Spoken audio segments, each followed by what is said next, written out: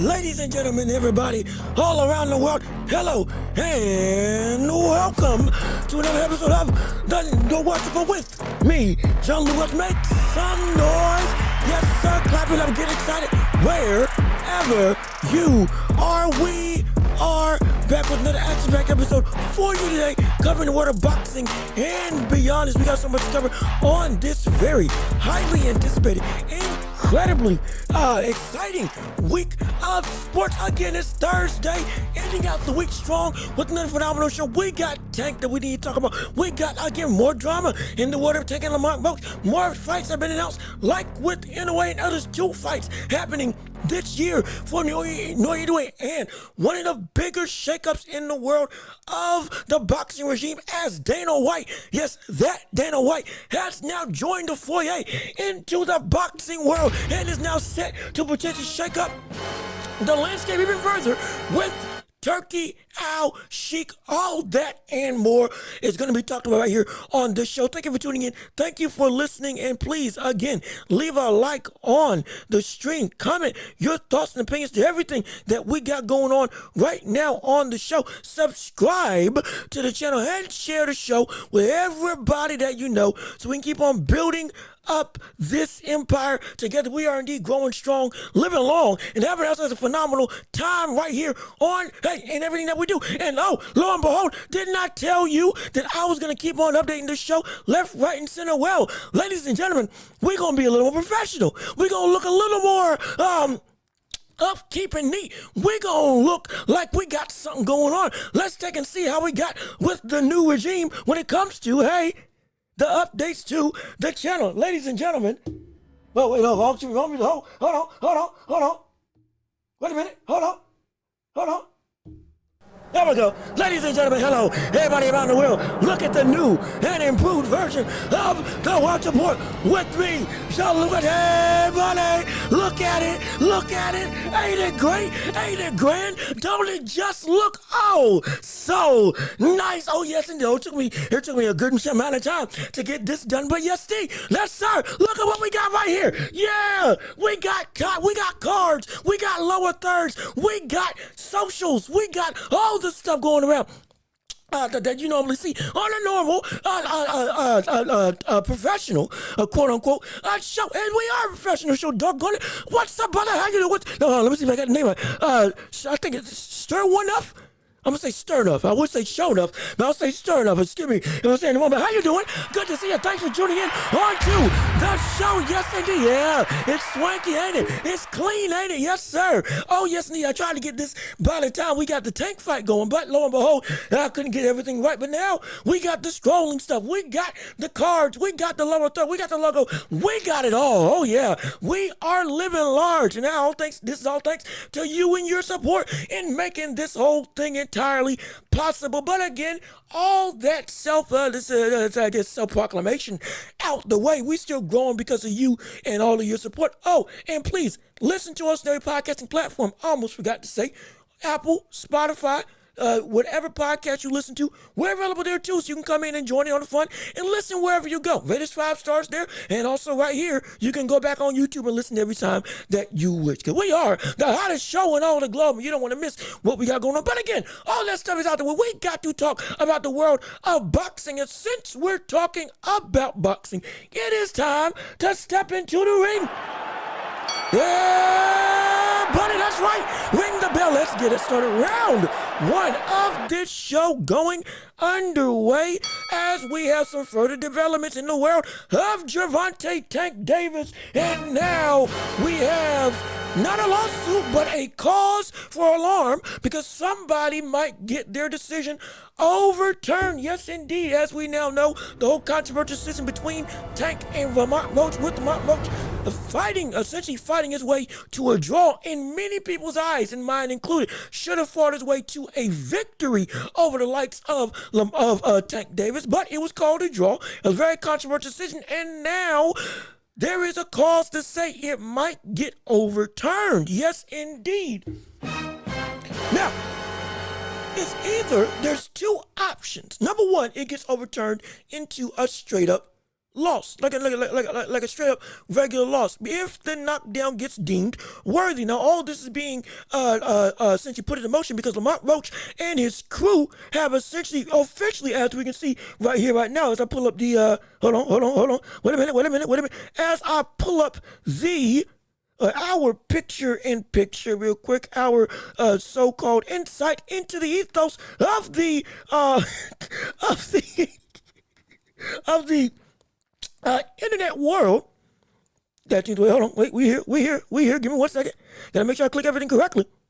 And there we go. Yeah, as you can see right here, Lamont Roach's lawyer has now sent a letter to New York State Athletic Commission requesting they overturn the result of the Gervonta Davis fight and declared Roach the official winner. Now, this is all actually happening. This is the catalyst for what we could see take place when it comes to this whole decision being overturned. Now, also understand, the WBA themselves put out their own statement on their website saying essentially that they felt that it was justified, saying that they felt, the right decision was called and it was supposed to be Tank won. Or a draw, not Tank won, a draw was justified, and they understand the perspective of Steve Willis and from his junction. In fact, let me pull up the quote real quick so I can show you exactly what verbatim they had said in terms of on their website, because it actually was indeed very eye-opening and very interesting, to say the least, at least from my perspective. But per the Ring Magazine, again, right now, their Twitter and their official website, they said, from our perspective, Steve Willis's decision, referee Steve Willis' decision, was not unreasonable and unjustified. He ruled in real time that Davis had not been struck by a punch beforehand, and again, excuse me, trying to make sure I pull this up so you all can read alongside, and he ruled in real time that Tank had not been struck by a punch before going down, and therefore no knockdown should be recorded. Now, that was on their official website. But then another twist in this whole saga took place as that same situation that same call got redacted. Yes, it did. There we go. All of a sudden, I got taken away. All of a sudden, that got redacted, and a statement by the WBA president himself said, nah, that opinion was only the opinion of one specific journalist within our umbrella. That does not hold the whole identity for the entirety of this belt commission. What's his name? I got it written down. President Mendoza of WBA himself said, I believe that knockdown should have been knocked down in favor, or should have been counted in favor of Lamont Roach. And so this is a slippery slope. Now, this is no longer just a situation where this draw is just able to stand. There is clear evidence. There was technical, quote-unquote, technical issues during that fight that didn't allow this to be reviewed properly. Now, we're living in a situation where, hey, if they do go back and view this, and they deem it worthy of, there was a egregious missed call that was, again, unjustifiable when looking back. No, something did indeed land, and he did indeed go down. Even if he wasn't hurt, it should have been a knockdown. That could be the thing that turned this fight over in this paper. And all of a sudden now it could go from 30-0 or 30-0-1, just straight up 30-1 outright.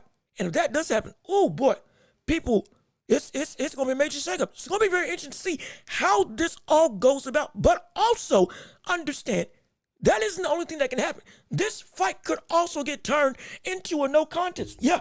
Oh yeah, it can. It can. And we got some problems. Hey, look at that does happen. We got some problems if that takes place. But you have to understand, he can get DQ'd because regardless of whether the knockdown was scored or not, this brother went to his corner on his own and got help.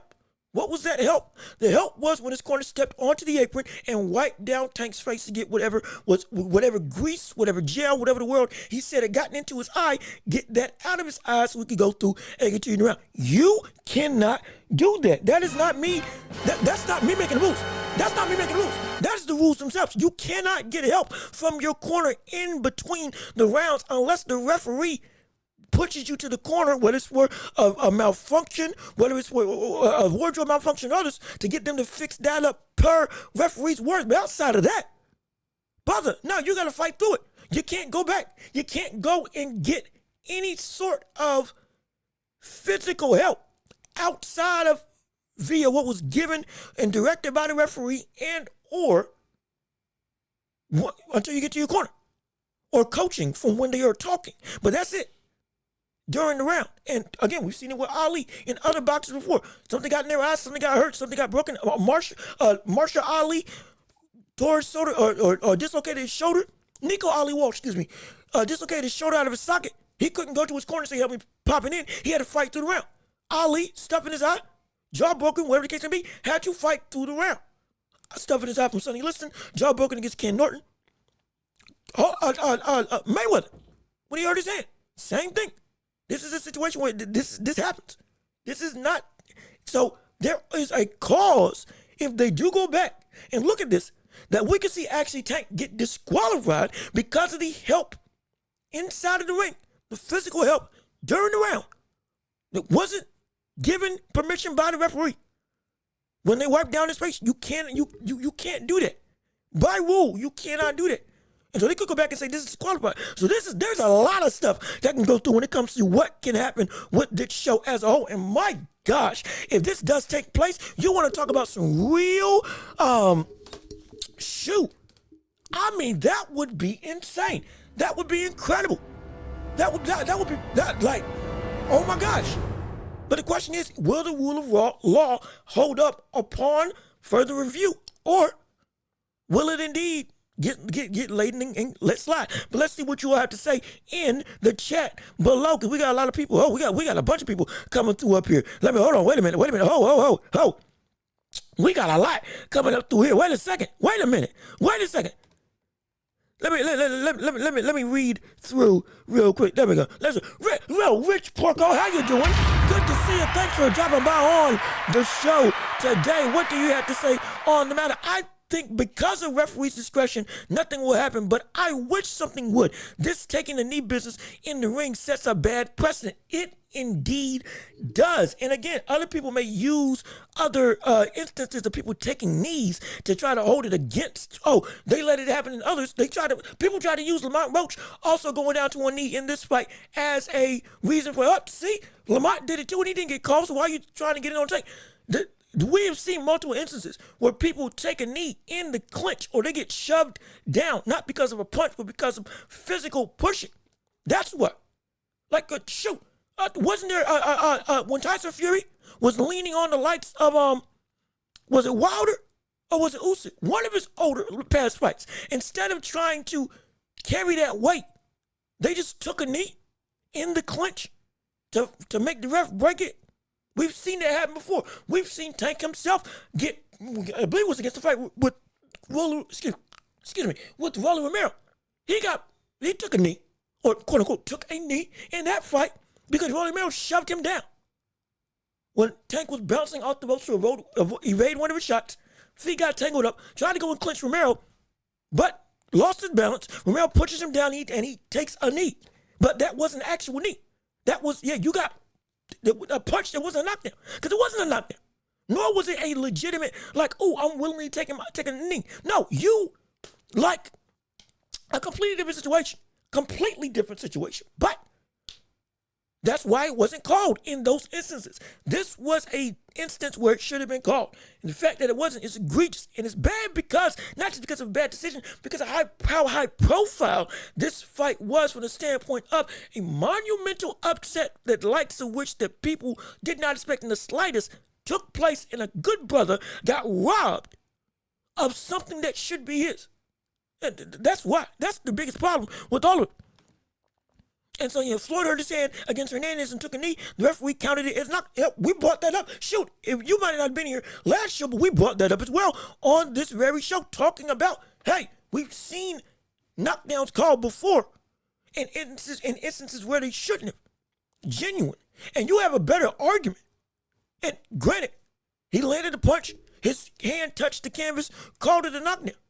You have a better argument saying that shouldn't have been a knockdown because he himself hit his opponent and then touched the canvas with his glove out of pain, instead of this situation where instead of this situation where Tank actually got caught with the shot. He wasn't the one landing it and going down. He got caught with the shot and then went down willingly, but still went down. Wasn't hurt, but still went down. This we've gone through as many examples as we can. Everything to anybody trying to say that this was not a justifiable knockdown is ludicrous. It is ridiculous. There is no clearer indication that this could have been a genuine situation where, because of Tank's status, like I said on Tuesday, that's what saved his ability to get this draw in this fight and not get called a knockdown. I have never seen a referee genuinely stop his count in order to continue said, "Oh, are you okay?" I've never seen it. After the round, they go through and say, "Hey, don't count that knockdown. That shouldn't have been counted. I was wrong." Whatever the case may be. I've seen that before. I haven't seen this in the middle of a count. Then you just stop. No, that's the problem. It's a major problem. If Tank is allowed to take a knee, every fighter should. That's, again, bad precedent. No question about it. Lots of guys like Inoue fought with a broken hand or broken orbital bone. Al-Sheikh fought with a broken jaw. Imagine they took a knee to gain their composure. Again, it would have been called a knockdown if it was in the same situation. Or even on their own. Even on their own without a punch being landed. They just willingly took a knee outright. That is a knockdown per the rule book. Let alone if a punch lands and then you take a knee. Directly, yeah. It really does set a bad thing. How did you score the fight with Tank and Roach? I scored it 7-5. And if I scored it 7-5, Lamont Roach. And if it was the knockdown, it would have been at least adding one more point. 8-5. Yeah, absolutely. Or whatever that number would be. Excuse me if I got my scoring a little bit off. But either way, I had Roach 7-5. And with that knockdown, should have even further secured it. Because he won the last 8 rounds of that fight. He won the first 2. Then lost rounds 3, 4, 5, 6, and 7. But then rounds 8 through 12, Roach took it. Roach took it to him. Roach landed better shots. Roach landed in between Tank's big shots. Roach landed more damaging punches on a consistent basis. Roach was able to match whatever Tank was landing, punch for punch, and relatively severity versus severity, and outlanded Tank outright. Genuine. And so, no, this was an outright loss. This should have been an outright loss. That knockdown should have solidified it all the more. He did get beat. There is no question. He did get beat. This is just like Castillo. Castillo versus Mayweather. Castillo beat Mayweather the first time. No question. Mayweather whooped him the second time. But he still beat him. There's no question. There's no issue about that. He got beat. Point blank. Period. Done. Got beat. Lost. Shoot, I think he might have lost more rounds than Tank did in this fight. It comprehensively was outclassed. Second fight went and whooped Castillo. So I'm not saying Tank can't win the second fight. No, because Tank is still Tank. But we're not going to sit here and say that, oh, that's just it's just a bad situation. Oh, blase, he'll never be able to, Lamont Roach owns Tank. We ain't going down that road.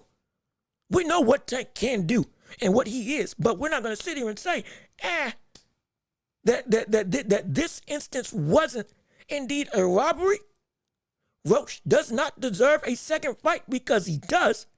And we're not going to say that this is some situation where Tank has nothing to prove, because he's got a lot to prove now. Oh, he's got more than ever to prove now. We touched on that on the last show. We're going to briefly talk about it again here in a little more calm demeanor than I was on the last show. But I went over 5 hours last show because I was so hot and upset, mad over this whole situation. 5 hours nonstop talking. So interacting with you just like we do now. Not nearly with the setup that we got now, but like I was livid.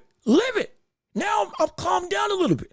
I can speak a little more level-headedly now than I was on the last. I was going in, justifiably so, and I still hold a lot of those same sentiments. but with time to think. Now we can discuss a little more.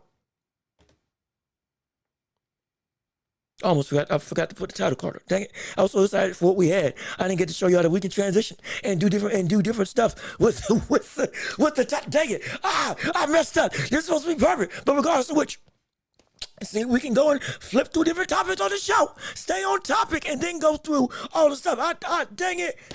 Oh my gosh. I was supposed to go through and be like, ooh, first topic of the day, and then we do the card and we do all that stuff, and it's oh well, you get the picture. We're trying to be as professional as we can, but regardless of which, we are looking and we're saying Tanks one. Just to recap, now that we got the title card up here. now that we got the actual thing up here. 1, Tank lost this fight. 2, Lamont Roach deserves a rematch. 3, this can get overturned, either to a loss or to a disqualification. Either way, the only route is a negative route for Tank on his resume. In this, even if it just stays the same, it's still a bad route because now it's a draw. It shouldn't be, and it's going to be a draw that should have been the other way. So scrutiny is going to come either way on the side of Tank from everybody, both fans and detractors. And when this fight happens again, because it's going to happen again, this is going to be it's going to be box office, and 2, this is going to be or should be the start of Tank fighting now without any breaks. Without anything holding him back. Because you have to understand, this was the very situation that Tank himself had said he was afraid of. He said himself, his pride can't take losing. Oh, and I almost missed it. You were saying, yeah, I personally had Roach 7-5. If you had the knockdown, I have Roach easy. See, okay, so we're on the same page. Okay, understandable. And again, Rich Porco, and anybody else coming through, appreciate you coming in on the show. Really do. I'm really excited. Again, now that we got this new stuff, we should look like we on ESPN, don't we? You're doggone right. Yeah. You might forget paying cable, brother. You got me right here for ticker and all on the bottom of the screen. But regardless of which, it was surprising to see. It was surprising to see Roach, the one coming forward and putting Tank on the back foot. That was one of the biggest things and mind you, that's one of the biggest things about Tank when we look at from his perspective, how to beat the likes of Tank. You cannot go back. Isak Cruz had his best success because he was able to come forward against Tank with that hard head of his and use his power to make Tank threatening.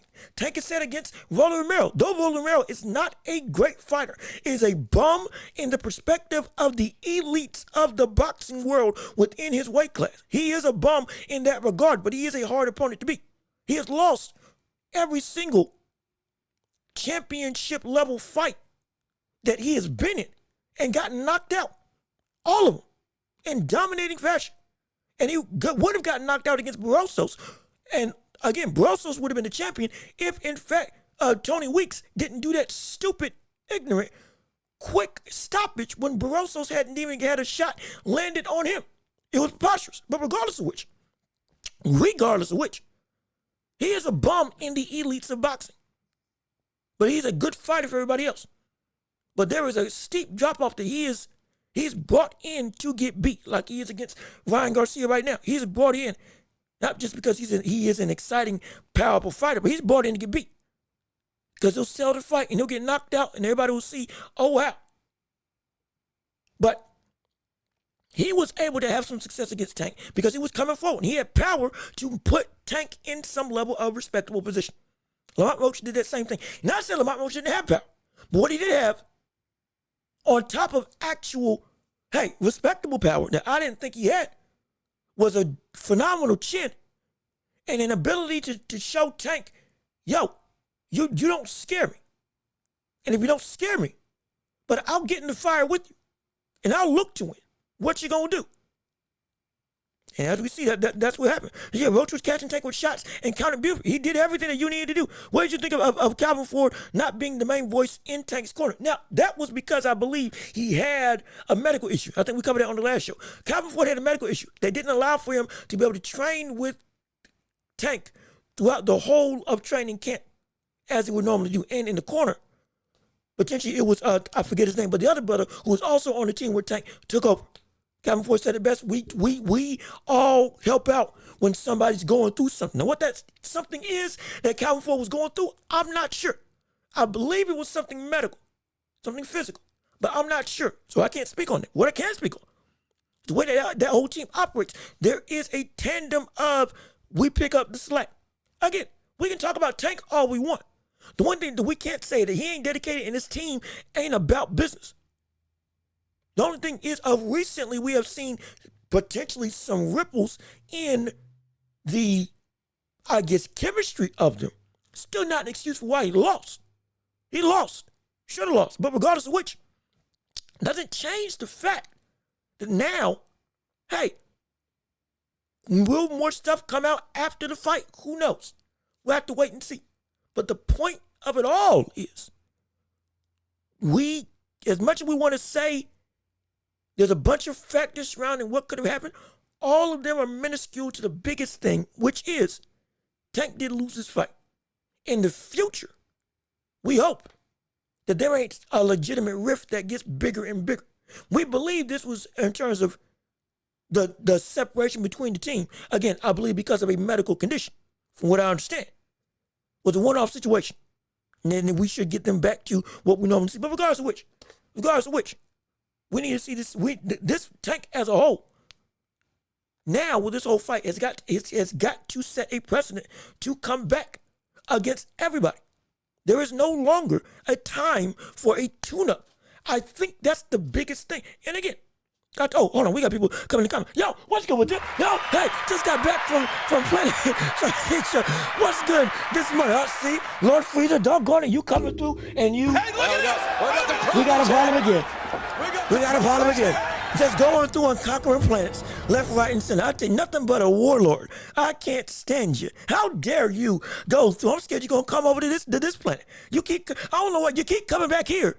Wow, you got a whole, essentially, the Freezer Force, not Freezer Force, shoot, that's your prime people, a whole empire to take care of. Brother, why are you wasting your time watching us? Shouldn't you be out in space?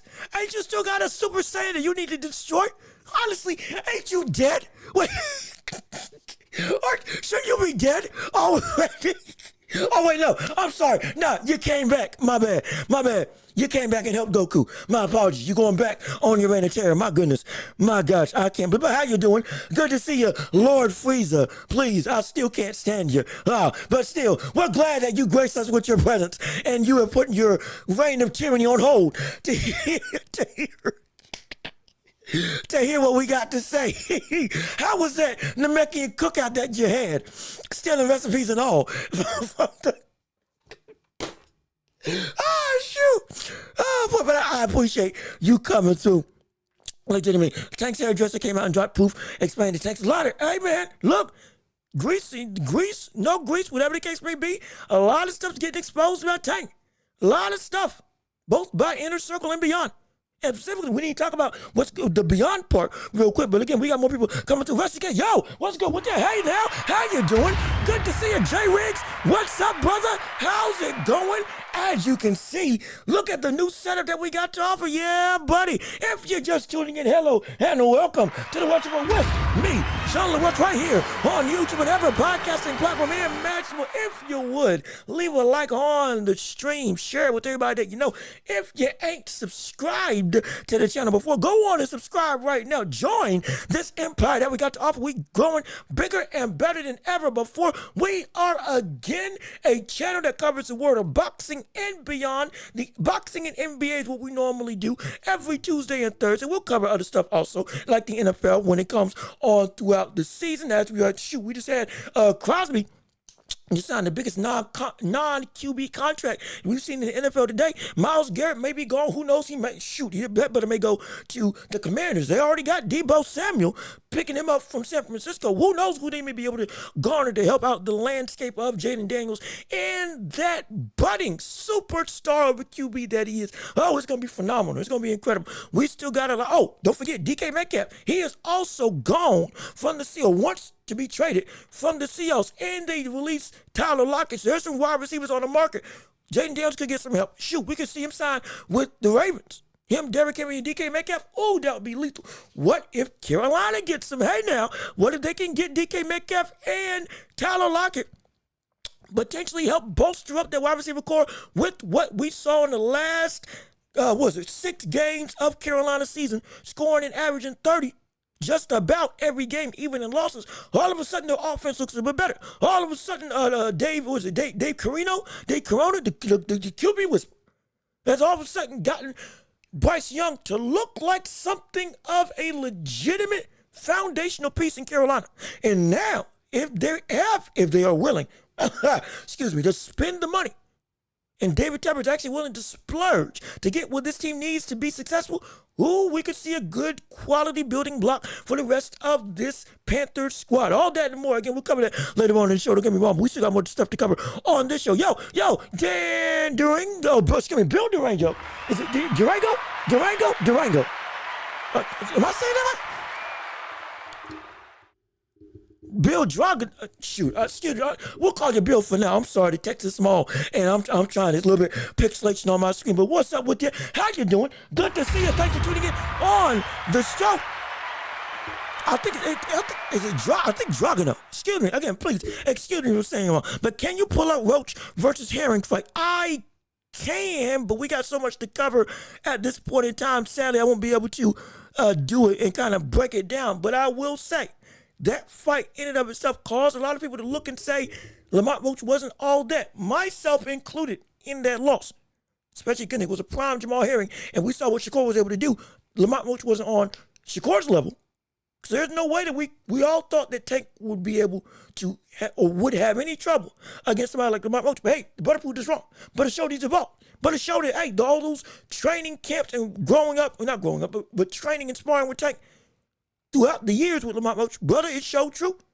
It showed true. That brother is the truth. And we got to put some respect on his name. Absolutely. Oh, we got to put some respect on his name. Now, am I the only one hearing? Am I the only one not hearing him? Hold on. Wait a minute. Hold on. Hello? Can you hear me now? Am I able to be heard? I should be. I turned it up. All my stuff is hooked up right now. I think I ain't got nothing else playing in the background, do I? No, everything's muted.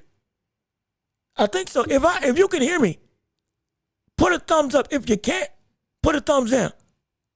If you can hear me, put a thumbs up. If you can't, put a thumbs down so I can make sure that I'm being heard. Cause I just turned my mic up. Everything else is muted. I shouldn't be drowned out by anything, unlike the last show. I made sure I got my stuff. Okay, we good. Okay, just making sure. Okay, so now that we said we got a lot of people commenting. My goodness, let me go on and start reading. Okay, let's see. I think I like the fight build up more with Calvin Ford by his side. Oh, he adds something special to it. He in and of itself is also a personality, as well as he's a good guiding light for the likes of Tank in his life and career, in and outside the ring. So no, it is a lot more fun when you have the main team around to help build up the fight. That whole crew, there is a hierarchy of star power and of personality. Each one brings a different thing, not just to the fight plan, but to the build up as a whole. Oh, it's so odd. Hopefully, if there is a medical issue with Calvin Ford, he's able to come back and be what we normally see from him on average. Going forward, we don't want anything going bad. Oh, trust me, we don't. We want Tank at his best. Tank at his best is with Calvin Ford. Regardless of what you want to say about how we critique him, which is justifiable, we still want to say Tank is the best Tank that we know. We want that. And so because of that, hey, again, still no excuse for the Lamont Roach fight. He did still lose, regardless. But even still, we don't wish anything bad for Tank to be diminished. We don't want him, we don't hate on him. We don't want him to fail. We want him to be tested and come out on top to show how great he really is. That's all that we want. And so you ever see Lord Freezer laughing again at the going over and taking over planets. Yeah, I'm so glad. Again, I'm late, but I'm coming through. So okay, we can be here. Okay, not bad. 11 people, 11 likes. Now that's a great crowd. See. You know what? It's all about presentation. That's why I've been working to get this done, so we can look the part to get more people invested and enthralled. Oh yes, indeed, we entertaining. We just didn't have the makeup to get people to catch on, to latch on to what we saying. But oh yes, we do. Oh yes, we do right now. Oh, and I'm so happy about it. Okay, yeah, everybody can hear me. We should be good. Pull up. Roach versus Herring round 2. Round 2 and round 9, minute 45 seconds into the round. It's a great talking point when you see it. I would love to pull it up, but sadly, I got so much to cover on this show. I won't have time, and we don't want to go 5 hours. But again, that is, for those of you, hey, use this as a plot point. Backing up what I'm saying, use Bill's recommendation as a means to go through and validate what I'm saying. If it doesn't, great, come back and say it. Again, right now, I don't have time to pull it up because we do have a lot to cover. But use this as a reference, as to go back and validate when we're talking about everything about not just my fighting style, but also everything with knockdown and all that stuff. Look it up. It backs it up perfectly, phenomenally. Absolutely phenomenally. But again, appreciate you pointing that out in Bill. Absolutely. That's not just my speaker. No, just to speak on my phone. Okay, we're talking about what y'all are doing. So I understand. But again, now, real quick, last thing on Tank before we move on to the rest of the boxing topics. Last thing. And I've been trying to say it, but I can't get through it. Now that we've had this whole saga, all of this, what I said initially before we got into all the comments and all that stuff, we are looking at Tank and we're saying the worst thing that Tank ever wanted to happen has now happened. He has failed in some regard. We talked about how his pride in and of itself, by his own words, couldn't take a loss. He cannot stand it. Now that that's the case, he has reached the lowest of lows by his own metrics. And everything that we normally see with every other fighter, whether it's Shakur, whether it's Shoot, whether it's Canelo, we've seen it with Inoue and others, from a lot of Tank fans specifically, going in and hating and spewing vitriol, demeaning all of them. All of that now is here. All that now is here on him.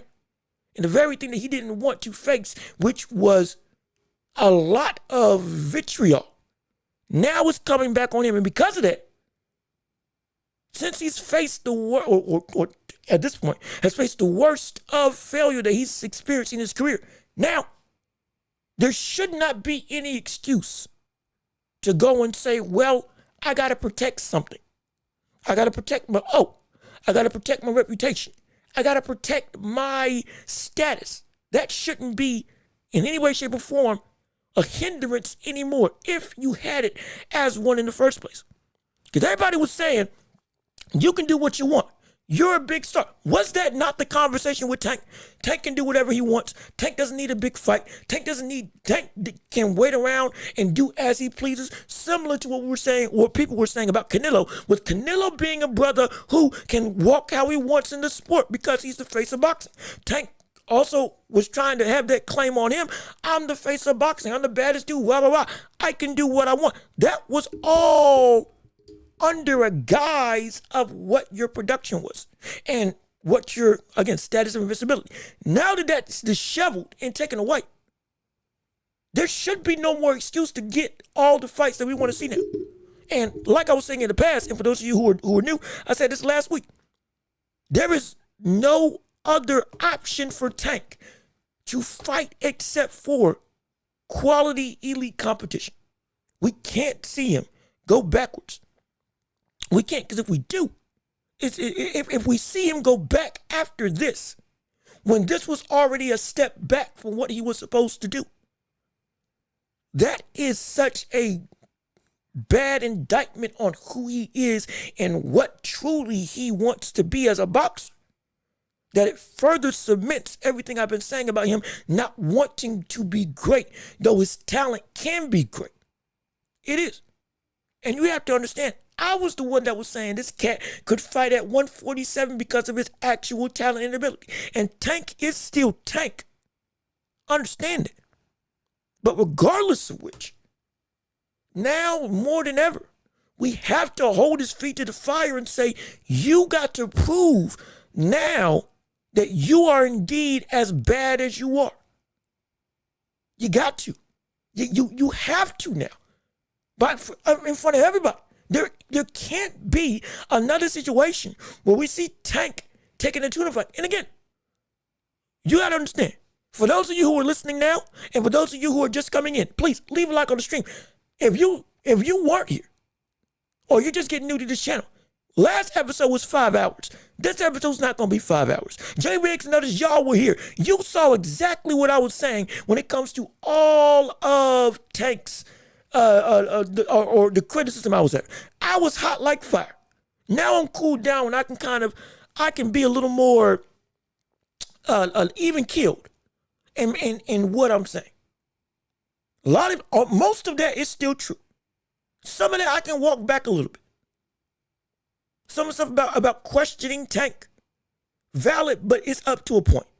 Did I go hard? Absolutely. Was I upset? No question. Was I fed up? Oh, well, you better believe it. But we can hang our hat on this.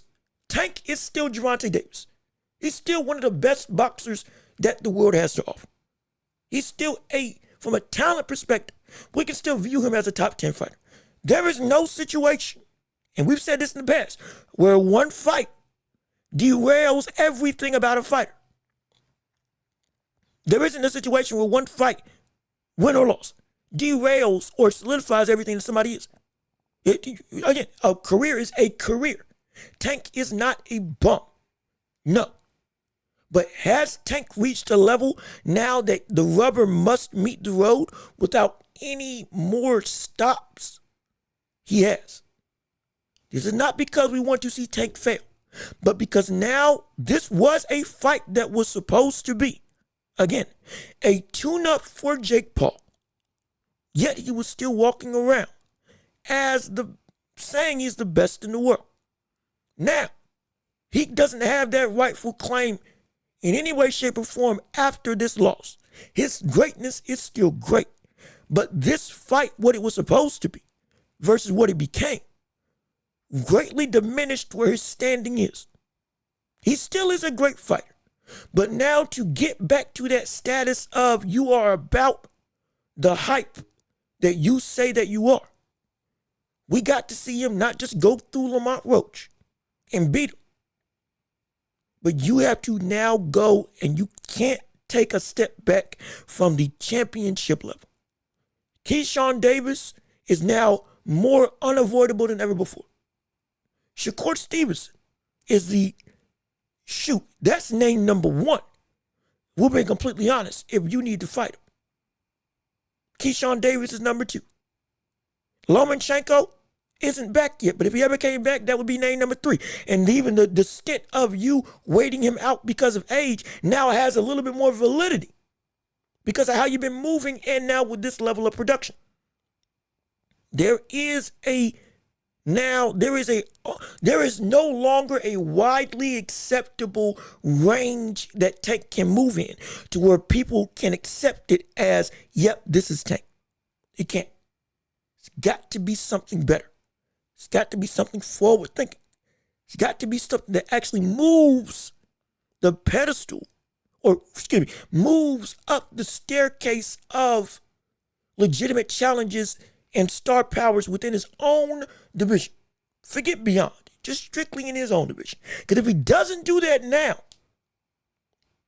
more and more people are going to be calling his bluff on how great you really are because of this very performance. They're going to start calling you scared. They're going to start saying you don't want this. They're going to start saying that you're worried. They're going to start saying all this different stuff about Tank that's going to get not just under his skin, but because of his, after Lamont Roach, if he goes down this road of willingly still waiting people out and or not bothering to fight challenges at all after this, if in fact that is what happens. Now we're looking and we're saying his own fans are going to turn against him. The wider boxing public is going to do exactly what I said would happen to Tank because of his inability to willingly take on the test in front of him. He's going to start being forgotten. He's going to start having less level of stardom in his arsenal. He's still going to be a big star. But over time, it'll diminish if this stuff keeps on happening. If this type of movement in the landscape. Again, win, lose, or draw. It's not about just the result. It's about the fighter. If you're fighting somebody that people feel is a bad fighter, and then you almost lose or you do lose against that fighter, that is so much worse than if you took that fight and won. Or if you fought a good fighter and then you lost. It's completely different connotations. Completely different types of viewpoints. It's completely different what that does to your status in the grander scheme of the boxing world from their perspective. And Tank's gotten what a lot of other boxers have had to go through. I think Showbiz brought it up himself. Teofimo went through it. Devin Haney went through it. Ryan Garcia went through it. Almost every boxer today. AJ went through it. Shoot, Fury went through it. Though Fury did it against Usyk, but still he went through it. The level of all-encompassing invincibility. Now it's diminished. You're beatable. Now that you're beatable, and we know you're vulnerable, words can't save what we need to see from you. Now it's got to be actions that show us what you really are. That's what we're waiting on. And if we do, then let's see. Can I have Crosby versus anyone in the 168-pound division? That maybe not. Hold on, we got a lot of people commenting. Hold on, wait a minute. Wait a second. Okay, in Roach to Herring, Roach knocked him down twice. The ref missed both calls. Lamont Roach got the benefit of the ref's discretion in that fight. My point is, it happens to all fighters sometimes. Understand. We get it. But we're not saying we're not saying that it doesn't happen. We get, again, human error. Completely understand it. We understand that fully, that human error happens in the sport. Part of it, that's what adds to the drama. What if the ref misses a call? What if something doesn't get what gets missed? We get that, absolutely. But in this much of a high-profile situation, especially with what looks to be such a blatant type of situation, it's like, it happens, but the wide public saw it happen, and now we're like, hey, do the right thing. Even if the call is missed, now the public saying do the right thing and turn it over. The public saying, yeah, this was the wrong decision. The right thing would be to overturn this into a loss and or disqualification because of what I said earlier with Tank going over in the corner, helping him out inside of the ring, stepping up to the ropes while the round was still going without the ref calling time or designating him to go to his corner at all and getting physical help from his corner. That is not supposed to happen. That is illegal in the rulebook of boxing for every single commission. For the sport as a whole, you can't do that. So either way, one of those two things can be seen. And one of those two things can turn this over into a definitive loss. But again, regardless of which, it's not about the loss. It is about the loss, yes. But more than that, now this should be the brakes come off. And Tank, push now more than ever to prove your greatness against the people that are indeed worth, in our opinion, the grain of salt that are the best options to beat you. Prove that, yeah, this was a fluke and you a monster. And go run through.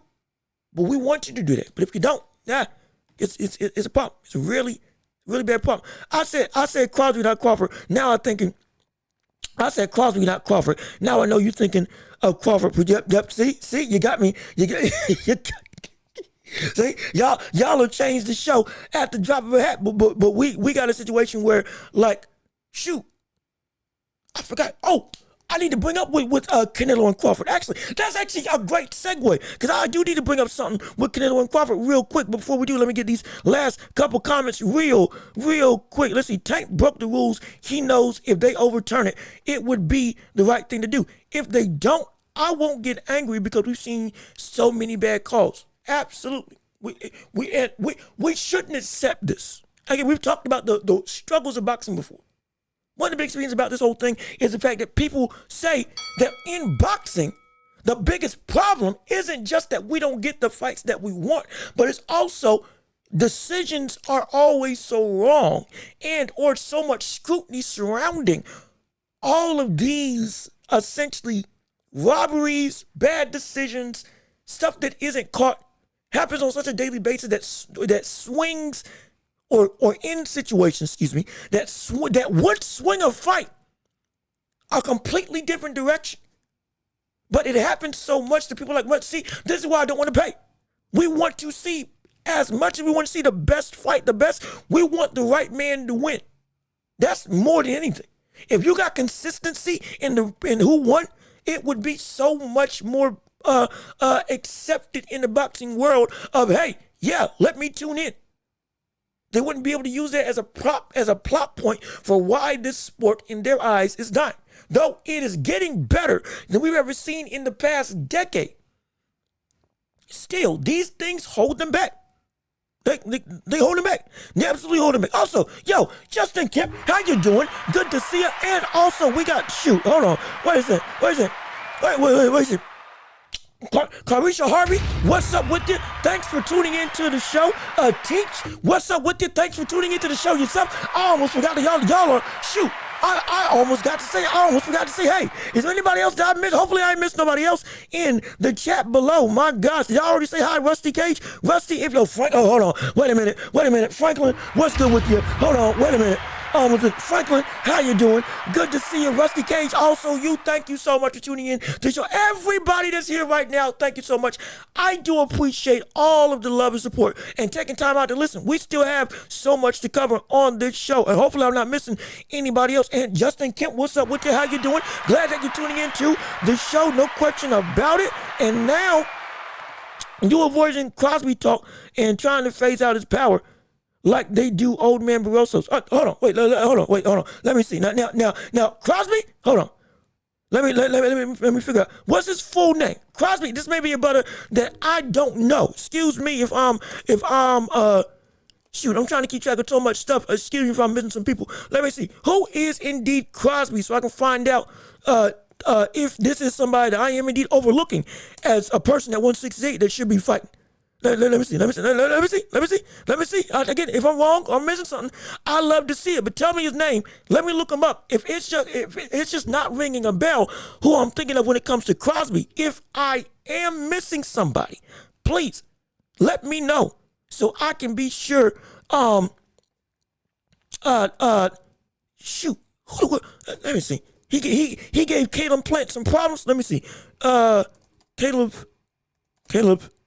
Plant versus Crosby.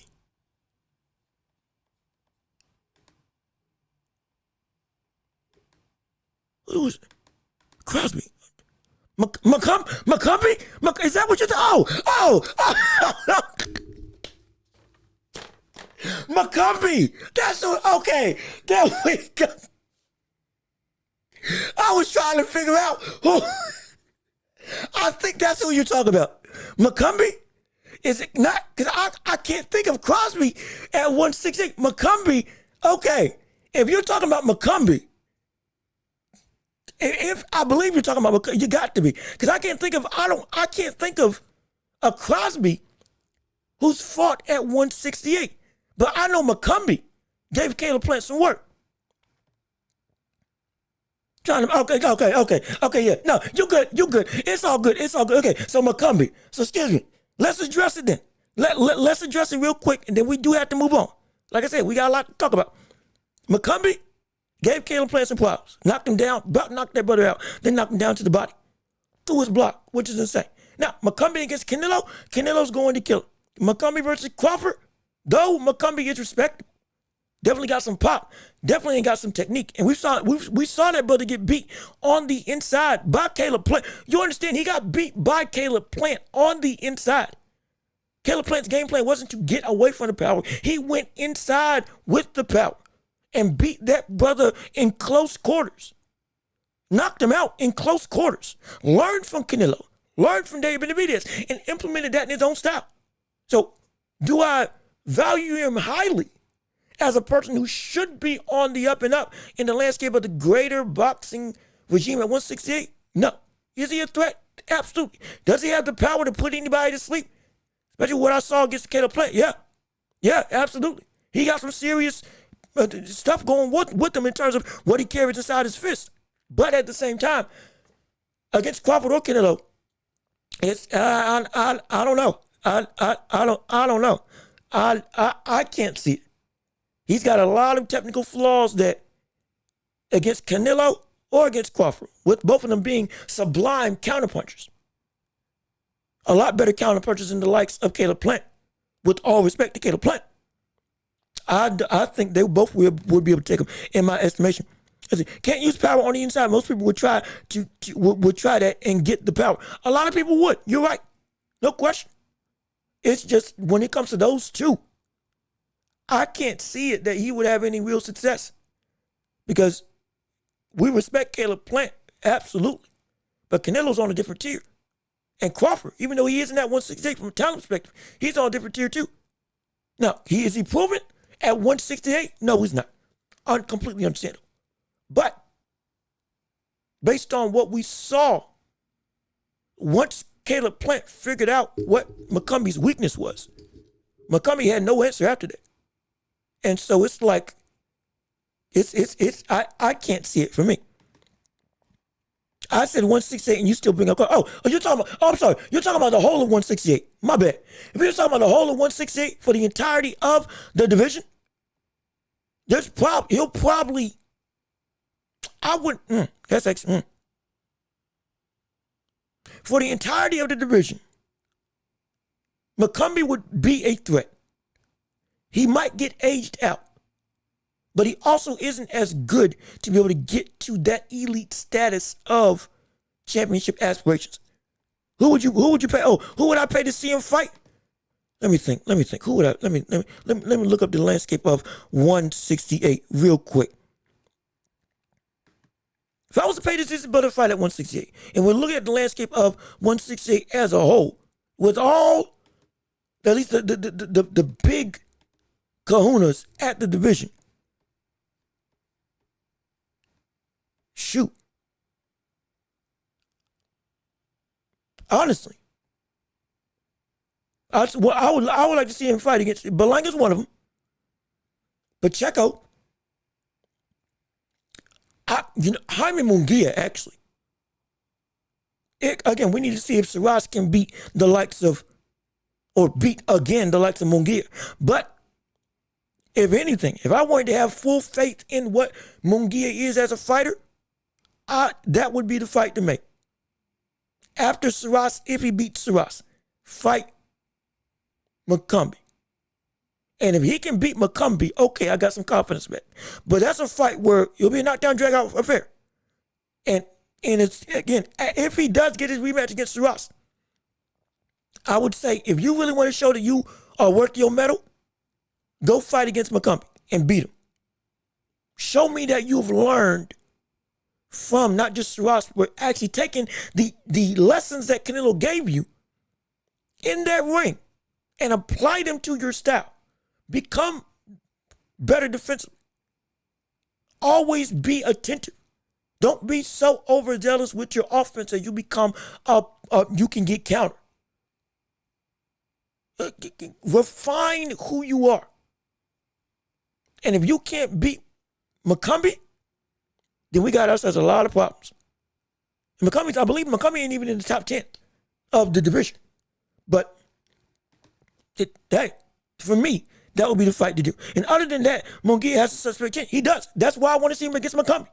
Show me what you have learned. Because you're going to be, if you go into the division, you still have to fight against Mbili. You still have to fight against Pacheco. You still have to fight, again, you're already going to rematch Sarras. And you got some real heavy hitters at 168 beyond just Canelo that if you even want to get a shot at the title, you would need to face him. So, the best test for me to see if that chin, or at least your boxing ability against a powerful puncher is indeed gotten better, go fight against the likes of Muccumby. After you beat Sarras, if you beat Sarras. Again, all this is if. But this is what you got to go through. This is part of the process. If you still want to be in that title picture, you got to show some mettle. And I think Muccumby after Sarras would be the perfect opportunity to show us what you are. Somebody who you should be able to beat. You should be able to catch and put away. You should be able to. But with even more danger in his fist, now you got to be something more than who you are. to make sure that you're safe. That's what I want to see. Excuse me. Roach wasn't either, but got respect. And hold on. That might be a past conversation. Wait a minute. Mujia got to get his first payback first. Absolutely, yes, he does. That last Roach wasn't either, but got respect now. True. Okay, true. I see what you're saying. Okay, true. Also, real quick. Yo, Fight Buzz, what's up with you? How you doing? Good to see you. Thanks for tuning in. Don't you like the new setup that we got to offer? But again, all that to be said, we got a lot to cover. I've been saying we got a lot to cover. Now let's get into the next topic of the show. We got you so we can make sure that we are on track. Please, and again, you're right. Munguian versus Bruno is going to be on the undercard of Canelo versus Williams Scroll happening this year. Going to be very exciting. Can't wait to see it. All throughout May, it's going to be a phenomenal night of fights. And trust and believe, we're going to have ourselves a time, not just prepping for it, but potentially being able to see a couple fights in May. Oh, yeah, like right here on the stream. Oh, it's going to be exciting. Trust and believe. But let's go to the next topic of the show. As we go through the transition, hey, Dana White and Turki are teaming up in the world of boxing. Hey, buddy. Oh, shoot. Oh, my gosh. Oh. Can you believe it? The shock alarm to everybody around the globe. Turki, Al-Sheikh, and the likes of Dana White are now deemed to be together. Officially going to be in the Mecca. And like teaming up together. This is, and it's like, can't wait to hear your take on this. And this, see, and my take on this whole thing with Dana White and Turki now officially coming up in the sport of boxing. We got to go back and look at some history. Understand, Dana White initially started in boxing, was a promoter or manager, one of the two, left the sport to start the UFC and to breed a different perspective into the whole of mixed martial arts around the globe, turning it into a big conglomerate. And so is that good or bad for Turki paying both sides? And I'm about to get to it. But again, we got to go through the history of why this is happening first. This is happening because Dana White started in boxing, left boxing, I believe it was promoter or manager, started UFC, built that up into what we see as now one of the biggest sports leagues in the world. The Mecca for MMA. UFC, UFC is the Mecca for MMA. Period. All walks of boxing life, or not boxing life, all walks of combat sports life look to come to the UFC. From all across the world, whether it's Pride, whether it's Muay Thai, wrestling, all of it. It is a conglomerate in and of itself. He has also kept his pulse on the world of boxing, especially since we got to see those crossover fights. Remember? McGregor versus Mayweather, AJ versus Ngannou versus Fury. Even outside of the main sports or main boxing landscape, Dylan Dennis, we had Ben Askren, Tyron Woodley. Though individually they are MMA fighters, and Woodley's a Hall of Famer in the UFC, there's still the brand of the UFC, because of how great they were, was still attached to them. Anderson Silva crossing over into the boxing world, fighting Jake Paul. Who's the other brother? Was it Tito Ortiz? Also went into the boxing world. And so, like we've seen it consistently. He's kept his pulse, and now he has always had an eye to be like, I would want to come back. And now he's back. This is good. It is. Now, with that being said, I see some of the people right now. Turki's giving me villain vibes. Yeah, see, he's giving me. Something feels shady. Something feels shaky. Stuff is all around. That's how a lot of people feel around the sports world when it comes to this type of team up. But understand, this is a good thing. Reason being, I talked about it, and listen, I feel like he's like a mole in spy agency. Yeah, exactly how I feel. See, we got some people feeling the same way in terms of it's a little bit of untrustworthiness. It's kind of like, oh shoot, this brother's doing a lot of stuff, and just all of a sudden putting his foot down and just overtaking. Understand? But, and again, I'm not riding for Turki. I have no game in the fight.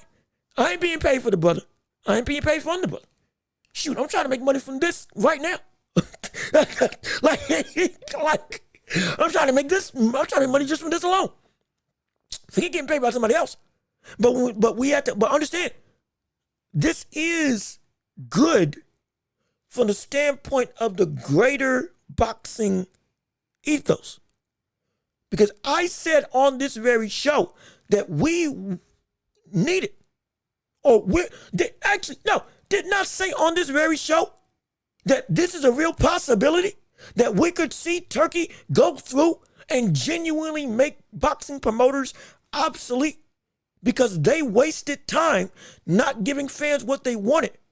This all could have been avoided if Eddie Hearn, Matchroom, PBC, Top Rank, Bob Arum, Al Heyman, everybody actually worked and put on the stuff that we're getting right now.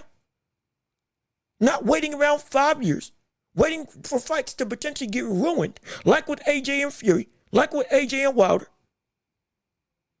and legitimately put out a business model of consistent level of quality. This Turkey wouldn't need to happen. This wouldn't be a possibility because we would already have, we got enough. We're good. Fans love us. We're in a situation where we can, we got consistency. We got stables that with everybody having a legitimate name, everybody's being tested. There's still fights that people want to see. Rematches that can be made. All this could have been avoided. And I told you, because they wasted their time, Turkey's got a real opportunity to come in and make his own league. Because he talked about this like a year ago.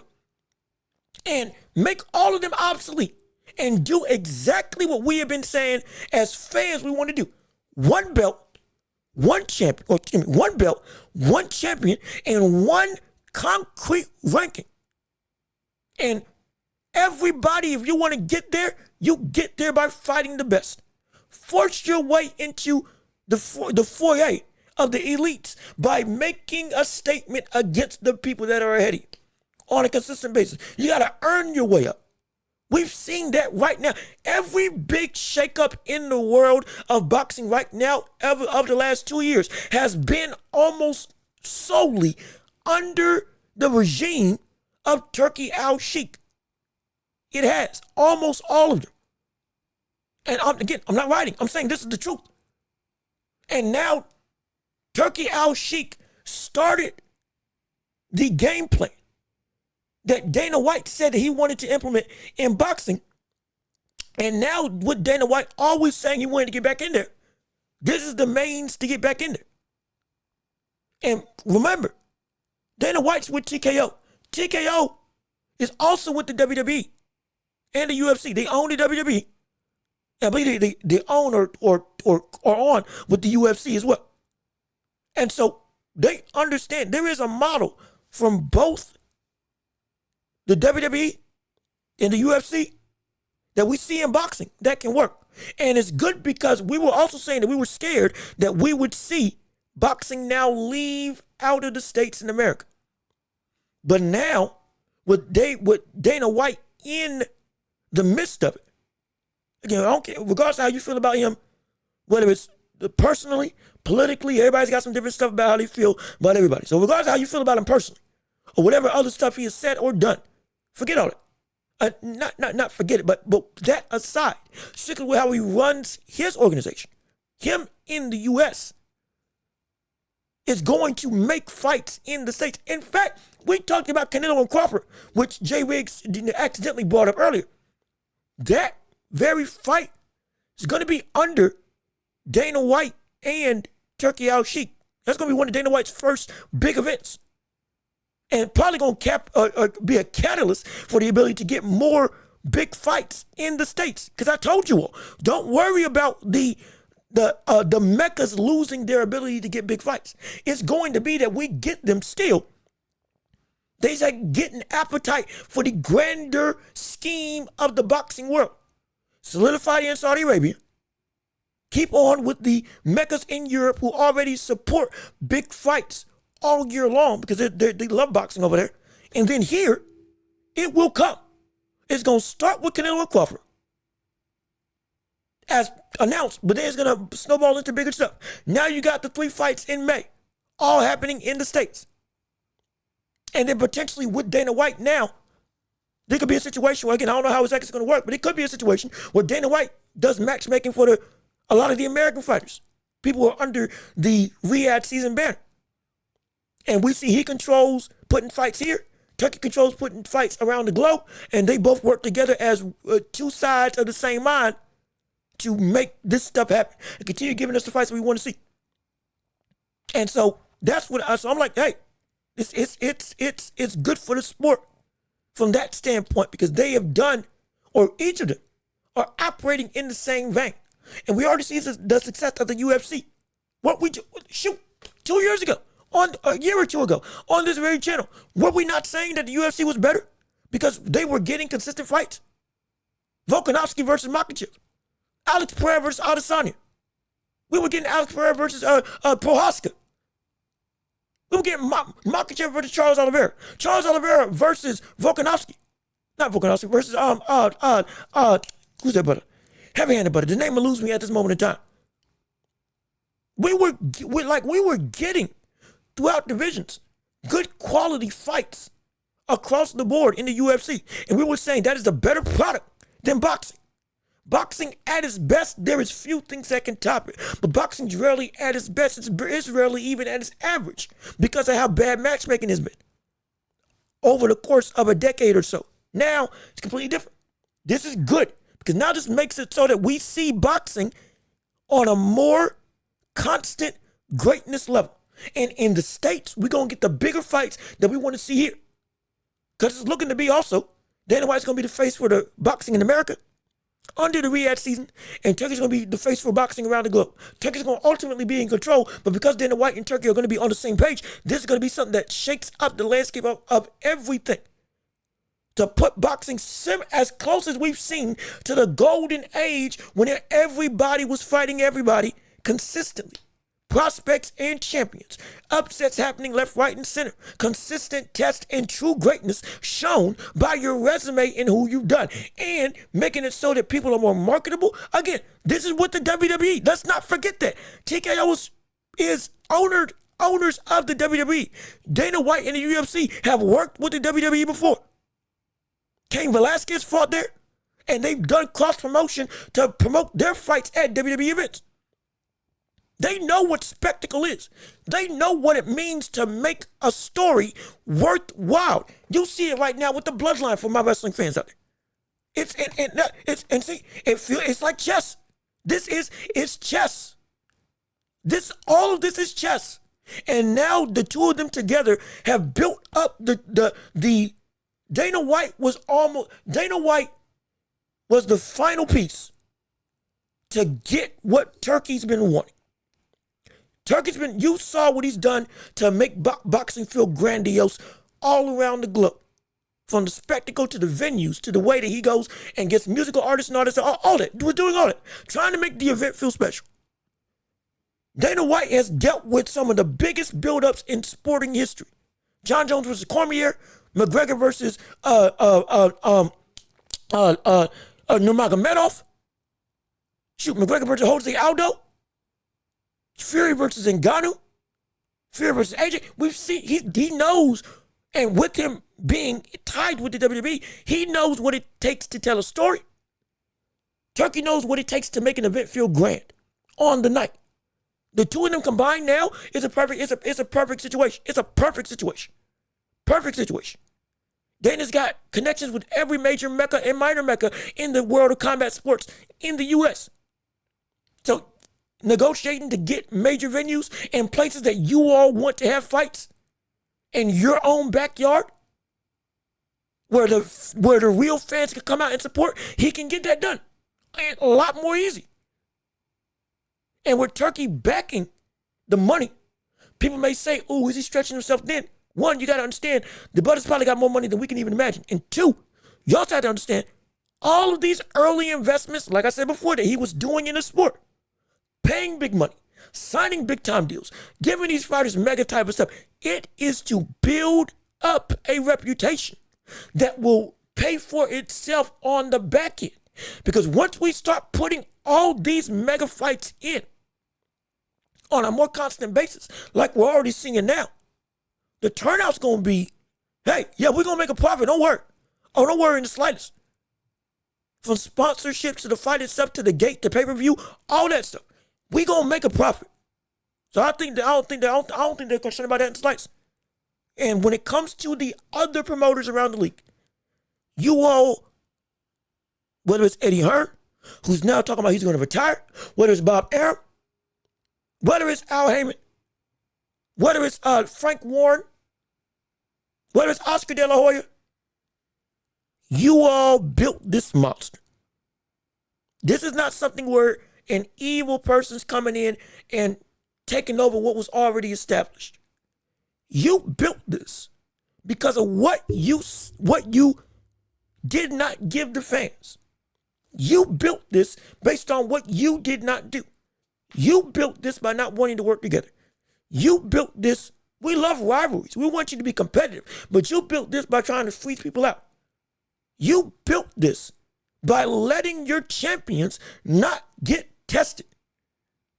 You built this by willingly pushing a stigma of mediocrity across the board when it came to your fighters and stables. You made this possible by making it so that nothing is worthwhile when it comes to fans pushing out money. You made this possible for somebody like Turki Al-Sheikh to come through and build his own conglomerate. This is on you because you could have avoided all of this. One league, one belt, all of that situation. All of you all could have helped to make that obsolete if you so chose. But you dragged your feet. You waited around. You robbed the fans. You spit in their face when it came to making fights that are worthwhile. You waited out mega fights that should have happened 5 years earlier. You let losses happen. And then proceeded to essentially throw your favorite fighter out the water. You built this. And because you built this, you gave it open. There wasn't a window before. But you, by your own actions, helped chip away at what we're seeing from the boxing world. And now we see what it is. Now we see what's going on. But let's see. Oh gosh, I'm missing. Make American boxing great in America, and make American boxing great in America again. And I think under Dana White, that's what's going to happen. It's going to bring the gravitas and the consistency, especially with him as the front man for the states in the sport. Oh yeah, it's going to be big. It's going to be. I truly believe it's again. Do I know everything? No, absolutely not. But what I understand about the background of Dana White with TKO, with WWE, with the UFC, and with how he and Turki are both thinking on the same page. They both separately, in individual interviews, before even Turki got on the scene, Dana White was saying some of the same stuff that Turki's saying now. So yeah, it's possible. It is indeed possible. And see, I've seen this before in the movie, Romeo Must Die, with Jet Li, one guy collecting all the deeds and has all control. Yeah, see, it's the opening was there. By the way, a number of fighters like Virgil Ortiz, Adames have not been paid by Turki since the BWF 2 card. Things starting to smell fishy. Now, that I did not know. I do not know. I'll look into that absolutely. But if that is indeed happening, oh boy, that could be a legitimate problem. That could be a legitimate issue. Now, do I think probably by the end of, probably by mid-month, this month, will they get paid? Most likely. Because this is the first time I'm hearing that happen with somebody not getting their money. Could it be delayed? Understandable. There's also understand that we ain't seen the card that's stacked. So moving around the money might be a little bit ahead. Again, I'm not trying to ride for anybody, not trying to get the benefit of the doubt, trying to understand the situation as a whole, full context and full disclaimer on both sides. If this does indeed continue, I'm going to keep an eye on that. This could indeed be a problem, major problem, absolutely. But do I think they will get paid? I'm almost assured. I don't think he would do this with what he's done with his reputation in the past, or excuse me, up until this point, hasn't showed anything to be something sketchy. So I'm not buying into that. But if stuff like this does continue, and it does indeed come out that, yeah, I ain't get my money for anything, okay, we got a different conversation. And I will have that conversation when the time comes, no question. But as of right now, I haven't heard anything about this. Everybody seemed like they got paid. I'll look it up, no question, after the show. And if it is indeed true, and it does indeed still, they're not getting their money, we come back to the table and we talk accordingly. No question about that.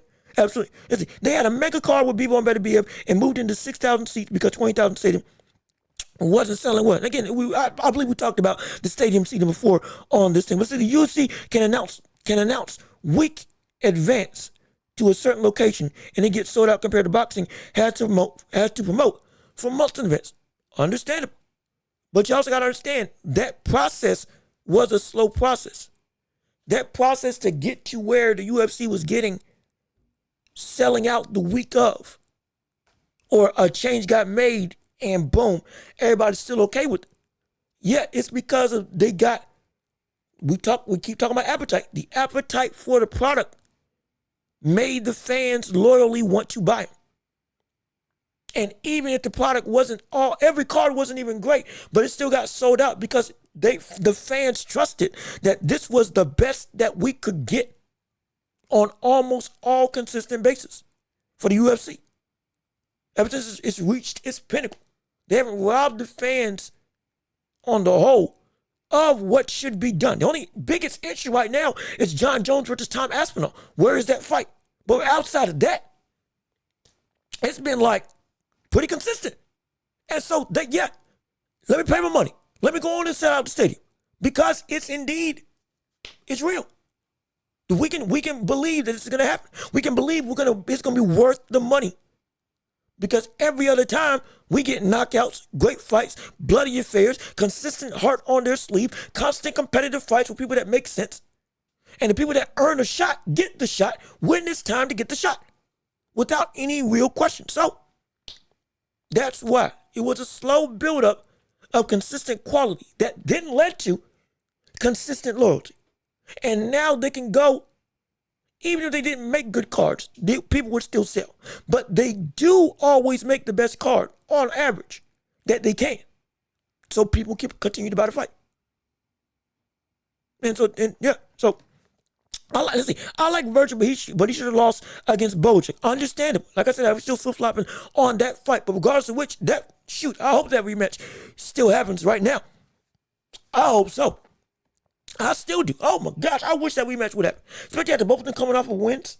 Would be a perfect opportunity. Maybe I'm sour, but buying ringside seat tickets to see Virgil and he backed out the fight and I had to settle for washed Joe Diaz for the main event. Oh, okay. So you got robbed of an opportunity to see who you want to see up close. Understandable. I feel you. Again, but I think knowing Virgil, again, maybe that was a one-off occurrence. I think that was a one-off occurrence. So please don't hold that against him. Please, if he does it again, we got a problem. But maybe you're holding on to a past level of trauma that you felt cheated out of, that you wanted to get some money out of. Understandable, completely understandable. Listen.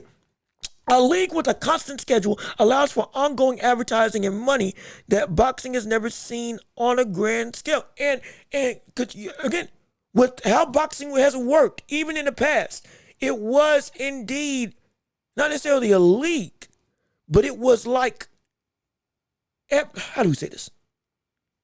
There wasn't a definitive board that controlled everything. We talked about what's his name?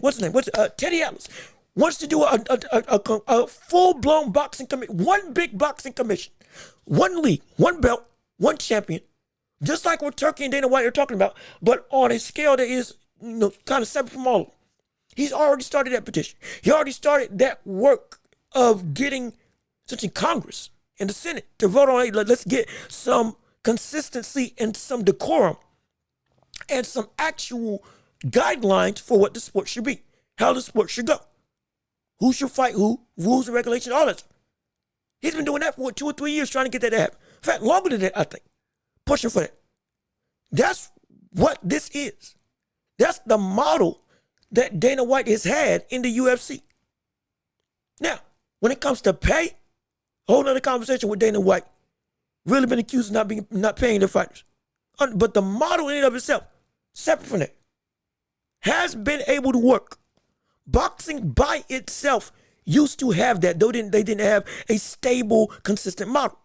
However, once they got out of that, more belt commissions came through, more promoters started joining the fray, making their own thing, becoming big. Now, it got away from that.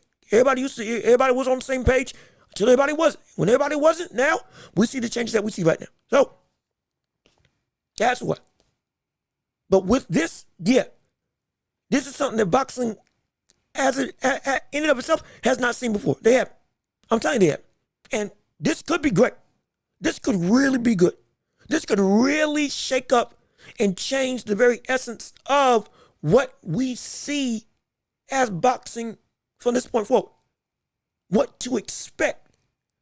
And that's the biggest thing. The expectations have now changed. The landscape has shifted. And we were on this show multiple times saying that this brother Turki Al-Sheikh, he's doing something that is shifting the landscape of this sport. That if the promoters currently aren't, if they aren't taking, or they aren't doing on their P's and Q's, this will get ripped away from them. And to a degree, it's deserved because of how they've been operating. But it will get ripped away, and when it does, and we see the consistent level of excellence from the standpoint of consistent quality boxing that we were robbed of for over a decade, now become a new norm, they're going to be iced out. Because why do we need to go there if we can get here? Now I can get the most notoriety from here. The biggest way to get where I want to go in my career if I'm a boxer would be to go under Turki. Because I'm going to be tested. I'm going to be tried. And when I overcome this, there will be no question where my reign is, where my standing is in the grand scheme of the boxing world. I get respect, I get paid, I get notoriety, and I get legacy. All under this one guy. And I can afford to chase what I want to chase because I'm not scared that I'm going to lose out on making money under him if we see this go like I think it's going to go. So that's why I'm like, yeah, I'm excited. Be wary. Always be wary from the standpoint of keep your eyes open for anything. Absolutely. And we're going to call it like we see it if something is indeed fishy. But as of right now, this looks to be great. I miss the days when Tommy Morrison fought 19 times with 60 knockouts. Remember, Tyson fought 18 times in his first year. Holyfield fighting incredible. You had people shoot. You had Sugar Ray Robinson fighting like 10 times a month. It was insane. We can get back to that. I think under this book we can get back every 3 weeks. Every 2 weeks, in some cases every 2 weeks. We can get back to that. And since we can, it's going to be great. And Ryan and Haney money took a long time too. It did. It indeed did. Ryan a little bit sooner because of the fact that, oh, you're saying their money took a while as well. But they weren't under Turki, were they? Were they both under Top Rank? Or were they under I don't think they were under Turki Al-Sheikh when they fought against each other and their money was made. I don't think so. I could be wrong. I don't believe so. I thought it was Top Rank or the PBC that they were under. But again, it's a separate conversation when it comes to if Turki and Dana can bring boxing back to network TV, I'll be the biggest. And look, let me tell you something right now. Remember, the UFC's already got deals with or they had a deal with ESPN. Remember that they were already showing good cards on regular TVs on Saturday. Not like big time, John Jones and stuff. But it was still like a lot of quality competitors. People that still had a recognizable name, even if they weren't the biggest. were still getting on regular TV. The prelims of UFC fights would come on ABC or ESPN, excuse me, by proxy come on ABC. And you could watch them, and then you would go to see the pay-per-view. And on the actual stream platform. But regardless of which, all this that we're talking about, what we want to see, Dana White has had experience already implementing that. And so this is a real possibility. Remember, boxing, when it first came back on ESPN, their first fight was Jeff Horn versus Pacquiao. A phenomenal fight, but Pacquiao got robbed, which sadly set a bad precedent for what people to expect. But regardless of which, it was exciting. It was incredible. It was on regular ESPN cable television. Not ABC, but still the best thing that we could get, as close to what we got back in the day. Accessible to everybody. And so,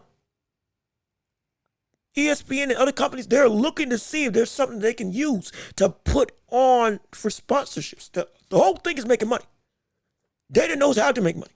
Turki's shown he can give quality and has the money to put something into motion if he needs to. So now that all that is a good precedent to say, these very types of options with this duo, it's no longer out the question. It's not a pipe dream. This is an actual possibility that this stuff could happen. It's an actual possibility this could happen. And if so, I mean, it'll be great. Imagine if we get a championship fight on regular television, like basic regular television. My gosh. And it's a good one too. That's one of the biggest reasons why people got invested in boxing in the past. Because everybody could either hear it on the radio or everybody could, when television came about, you could see it straight up. And then boom, you got to witness greatness. Hence, you want to see what's going on next. It used to be hundreds. It used to be stadiums of 100,000 people. 100,000 people would come in to see big fights on a consistent basis in America. It's because the way that boxing was, it helped satiate an appetite that made it so it can't miss type of television or just live stuff outright. Indeed, that's how it was. And so because of that, when you make it easily accessible to the common man, the whole benefit from it. And I think that's what we can see. A league will bring endorsement deals that have been invading boxers for decades. And that's the, oh my gosh, that's the biggest thing. That's the biggest thing. Because you also got to understand, UFC used to have mega endorsement deals all the time when it comes for individual fighters. Remember, it used to be some of the most iconic attire that we've seen. People like John Jones, Conor McGregor, Tito Ortiz, Chuck Liddell, Rashad Evans, my favorite fighter, Rampage Jackson. All of them. Santos, George St. Pierre, all of them. Dan Henderson early on. All of them. It was, fighters could get sponsored individually. That's why he had that big old banner that they used to have that made for some of the most iconic types of looks in the boxing world. And you can make money separate from the sport by you being sponsored by a fighter. Put some stuff on your trunk. Put some stuff on your gloves. Get a put on tattoo on your back, whatever the case may be. All of it. Until the UFC went to one deal with Reebok and then boom, made it only one brand that people could do. Boxing, they could make it so that they get back to that. Because then there's too many gloves that everybody's got a preference to. Too many attires that everybody's got a preference to. That he can control only one brand making this sport what it is. There's too many. There's too many. And it's too intricate. Boxing's got too much history in all those things to where now I'm fighting what I want to fight in. But sponsorship-wise, oh gosh, yeah, they can make it, they can more than ever. Because everybody will know where to go. Everybody will know where to go, and you're guaranteed to get seen. You better believe it. There's a lot of good stuff from a money standpoint and a business standpoint that all of this can snowball into. That it's like the more and more you think about it, again, I'm not trying to ride for it, but it makes a lot of sense. It really does. And so they can form a union with actual benefits to assist retired boxers and transition after exactly what Teddy Atlas was trying to do. I guarantee you're going to see Teddy Atlas speak on this next week. And he's going to be like, yep, this is exactly what I've been waiting on. If they don't run that like a dictatorship from the standpoint of, we don't care about you, just get in the ring. And they give fighters the opportunity to be able to be set up like they want to be set up. Make a union, make themselves applicable to have the ability to have control over their careers, both in the midst and after they're done. A level of security, a level of health care, all of that. The very thing that Ngannou was trying to push for in the PFL, which is why he signed a deal with the PFL, or the PLF, excuse me. This could all be in the works. Now, with Dana White, that may be one thing that's like, maybe a little bit hard, because Dana White paying fighters and all that stuff, unions and all that stuff, that's a whole other conversation. But it is possible. Because you got to understand, even right now, it's still the boxers that have all control. They are the product. They can sign to it. They bring the audience, because they are in them of itself the attraction. They are what people pay to see. And so if they do this, they'll be the one, they should be, from what I understand. They should be the ones that have control to be able to dictate, make sure I am covered. Get paid fair, but beyond that, be able to make sure we all are able to have what we need after we're done with the sport. So there is a lot of stuff that can be good for the sport. A lot of stuff. And because of that, this is good. I think this is really good. I think this can be great. Dare I say, this can be monumental.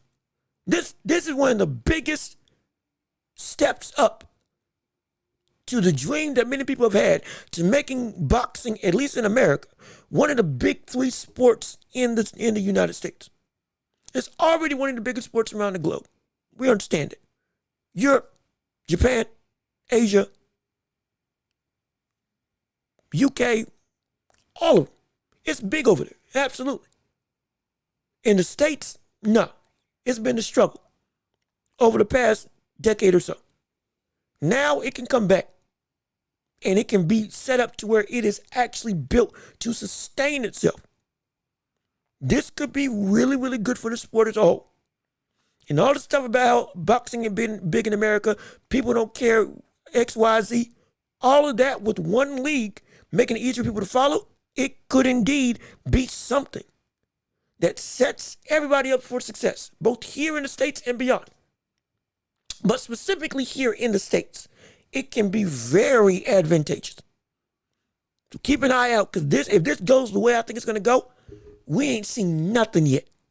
We ain't seen nothing when it comes to what type of quality level consistency or quality level constant boxing that we've all been clamoring for. It's coming. Oh, it's coming sooner rather than later. And we were on that train early to say, as a leader, can get a large insurance policy to cover payments for fighters. That way the money will be covered at all times. See? Every more. And again, I'm not even good on the business side. I don't even know everything. Absolutely. I've told you all before. Business side, there are more people that know more about the behind the scenes and the logistics of stuff than me. No question. But what I do know with what I know, there is a tectonic shift that's about to bring this sport to where it should have been already with this Turki, Al-Sheikh, and Dana White deal. Be skeptical, sure. Have your reservations. Understand it. A lot of stuff is moving really quickly. I can understand where everything may seem something's got to be not on the up and up. This is almost too good to be true. Let's be frank. This is almost too good to be true. But the fact that it is true, and it looks to be that, this ain't a pipe dream. This isn't some facade. This ain't something we've been clamoring for 3, 5, 10 years. That it's just, it'll never happen. We're on the cusp of it. And it came so quick, we didn't, it's almost like there's no way that this is coming without any sort of strings that's going to actually be incredibly bad. I get it. I completely get it. I'm not saying let go of those feelings, but also look back and say, up until this point, everything's been on the up and up. If something is awry, call it out. But if this does indeed become the monster that I think this can become, this could be nothing but spectacular for the fans and for the fighters and for the legacy of the sport as a whole. This could be something that is indeed one of the best things that we have witnessed from the standpoint of a league or from the standpoint of a sport having a resurgence of life. And because of that, have hope. Have reservation, sure. Keep a watchful eye. Don't let that pass you by. But also have hope. And understand that while we may be skeptical, we want this to work and to be on the up and up. And if it does indeed get on the up and up, embrace it as fully. Embrace it fully. And so shoot. That's all I can. That's my opinion on it all. I think this is going to be great. And I'm excited for you and me as fans as a whole. It's going to be phenomenal. But now, shoot, I think is that everything that we needed to cover? Oh, by the way, one more thing. We still got some other logistical stuff in the boxing world. Like with Inoue versus, Inoue's about to fight, what's his name? Hold on. I'm gonna bring it up. I'm gonna bring it up real quick. He's about to fight. Inoue is set to not just fight Muccumby, but also fight Roman Cardona. Back to back in May and in September. Ooh-wee. So now it's just about, I believe it's been confirmed. In fact, I can pull it up right now on the thing. But as of right now, it looks to be Inoue's about to fight twice this year when it comes from the standpoint of fighting Roman Cardona, and then also fighting I'm struggling to say that, but the name Muccumby in September of this year. Both of them in the same year. Like this is what we wanted. Like we said, if we want everybody to fight the best available opponent, we didn't think it was going to be Muccumby. Then it started to be Muccumby, and now it's going to be both Cardona and Muccumby, which is again not bad at all. That is quality work that we all look forward to when it comes to the standpoint of consistently testing yourself, which is what I like to see. Absolutely. Let's see if I can. We now know there will be hurdles as anything at the beginning, but it'll be great for the sport as a whole. Absolutely, it will be. Absolutely will be. But again, we got to cover that. Then we got to get to the championship rounds. But now, real quick, now that we got Inoue fighting Muccumby and Inoue fighting Roman. You got the establishment. Cardona. We also got another announcement with Katie Taylor and Amanda Sarrano happening. Their trilogy is happening on July. One of the biggest and one of the most insane trilogies that we have been seeing from a competitive standpoint. It's about to be on and popping. And because of that, oh my gosh, I think genuinely we're going to see Sarrano pull it out. We're going to. Because now, unless Katie Taylor, again, I thought she lost that last fight, though it was another fight of the year contender. Headbutting, a lot of illegal stuff that was getting under Sarrano's skin, getting under my skin, honestly. Because it was like a point should have been deducted at some point in time on that phenomenal, or on that card, on the Tyson versus Jake Paul card. That fight was great. That fight stole the show. That fight coming again, oh my gosh. Oh, it's going to be incredible. It's going to be phenomenal. But I think we're going to see Amanda Sarrano pull it out. But it's happening on July 11th this summer. So it's going to be hot. And brother, it's going to be action-packed. It's going to be a time where everybody can watch and see it. So I'm excited for it. But now that we've got that covered, I believe that's everything in the boxing world and other topics. So with that being said, we can now do what we do best, which is go into the championship rounds. That's right. Let's get it on and pop it. It's time to work. It's time to start. It's time to go. Make the show your own. Yeah, I ain't got to type it up no more. I can bring it up right here on the stream. Make the show your own. Whatever you want to talk about, comment and debate. Discuss, whether it's boxing, whether it's basketball, whether it's anything under the sun, movies, video games, anime. The floor is yours for whatever you would like to discuss. Also, understand we are here talking about, we still got so much more to cover, 30 minutes to an hour, so we can't go too long. We can't be here all night long. As much as I would love to be here, we can't be here all night long. For the like I said, we ain't going 5 hours. Shoot, we were supposed to be only going about an hour 30. But doggone it, we gotta get better at moving through. But regardless of which, we're still here. So whatever you want to discuss, whatever you want to talk about, put it in the chat. We got 30 minutes. We're gonna make it only 30 minutes. We got time today. Let's make it happen right now. What you got to say? Is the let's see. Yo, Tremo, what's going on with you? How you doing? What's good to see you? Thanks for tuning in. Thank you for joining in on the Welch Report. Is the draw overturned? So the draw is now being contested.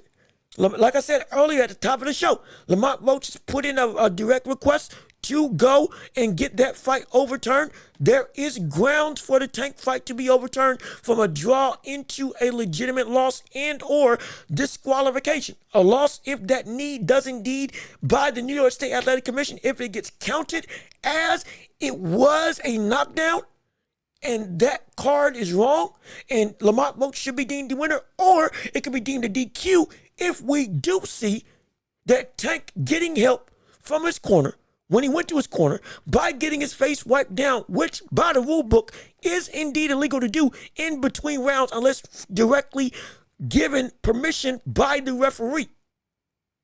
There is grounds for a legitimate disqualification on the side of Gervonta Davis. So in both instances, there is no positive spin that Tank can have in this fight.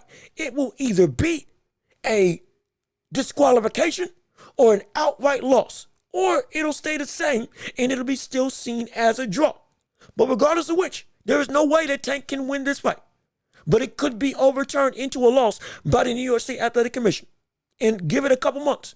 Shoot, give it by the end of March. We could have a decision on what this fight's going to be. Keep an eye out for that. It's going to be incredibly close. It's going to be incredibly close to hotly contested. But again, championship rounds, whatever you want to discuss and talk about, we got it right here for anybody to go through. We can also, while we're waiting on your opinions, debates, and whatever questions, we can also talk about the NBA. And we are a multifaceted show, are we not? We can also talk about the NBA and the league as a whole with the playoffs coming up. Only a couple weeks away from the NBA playoffs happening. And we have some shakeups in the world of basketball. And we got some very dire straits when it comes to what's going on with the Dallas Mavericks, because now Kyrie Irving's out with the ACL injury. Oh my God. Oh shoot. We're looking at a situation where I'm telling you, Nico Harris better lock his door. He better move. That cat better not come to a game. This has been one of the quickest and most diabolical breakdowns of an organization that we have ever seen in, dare I say, in sports history. First, it was Luka getting traded. Then it was, or before that, Derek Lively got injured. Then Luka gets traded for AD. And then AD, after putting up 26, 14, and 2 blocks in 3 quarters, gets injured. Potentially will not be back for the rest of the season. In fact, I think he's gotten shut down for the rest of the season. Then Derek Lively, out. Then Daniel Gafford, out. Tim Hardaway Jr., I believe, out. And now Kyrie Irving, the brother who we got to see Kyrie iso ball for the longest time, trying to carry this squad to any semblance of success. In fact, so one poll had them still with Kyrie leading the squad at 57% ability to make the playoffs. Now that dropped to 7. Kyrie Irving cuts through the lane, tries to step through to get an easy layup in I forget who the opponent was, but steps through, goes in for a layup, clashes knees with somebody and lands wrong. Hyperextend. Looks like he hyperextends the knee, but it turns out tears his ACL. Now he's out for the year. This Dallas Mavericks squad went from playoff contender. They went from last year being essentially losing in the finals, getting to the finals. We won't even say losing. They got to the finals last year. Now they are now one of the most decrepit teams in the league because of injury and because of letting go of their top 5 star. This has been one of the fastest downfalls that I have seen of a team in the history of any sports regime. There is no way that this, if you are a Dallas fan, I could completely understand if you went and just left. If you just left. If you just dipped. If you just like, I'm done. Wash my hands of this whole squad. No way. We've never seen this. And also understand, with this Dallas Mavericks squad already being so bad, Kyrie Irving is still a free agent next season. Even with the ACL injury. Regardless of the ACL injury, he's still a free agent next year. If he sees that this squad got decimated from the inside by Nico Harris, and it's like, I'm not putting up with this, that brother could also leave. And if anything, they could also try to trade away Anthony Davis if they feel that, look, we made a grave mistake. It's now we're not just in an injury type of situation. Hold on, excuse me. Hello, testing 1, 2, 3. Testing 1, 2, 3. Let me make sure. Hold on, wait a minute. Trying to make sure. Is my volume up now? I think that the mic almost got turned down. My bad. I think the mic got turned down accidentally when I was scrolling through. But regardless of which, now with this whole situation, we're saying, well, shoot. AD could legitimately get traded next year if they see that this is an investment not worth having. Especially if we see that Kyrie Irving chooses to dip because of the debacle that was this year. Oh, there's a lot of volatile stuff.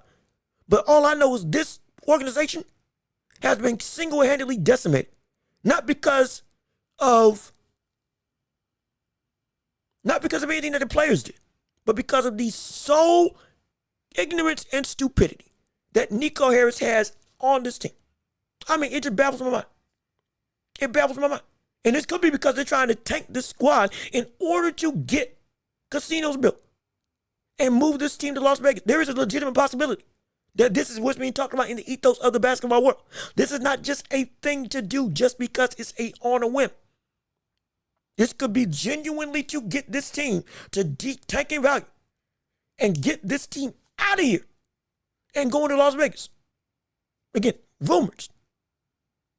But with the way that they're moving and with who owns the team, not just GM Nico Harris, but also the owner in and of herself, ain't not the question at all.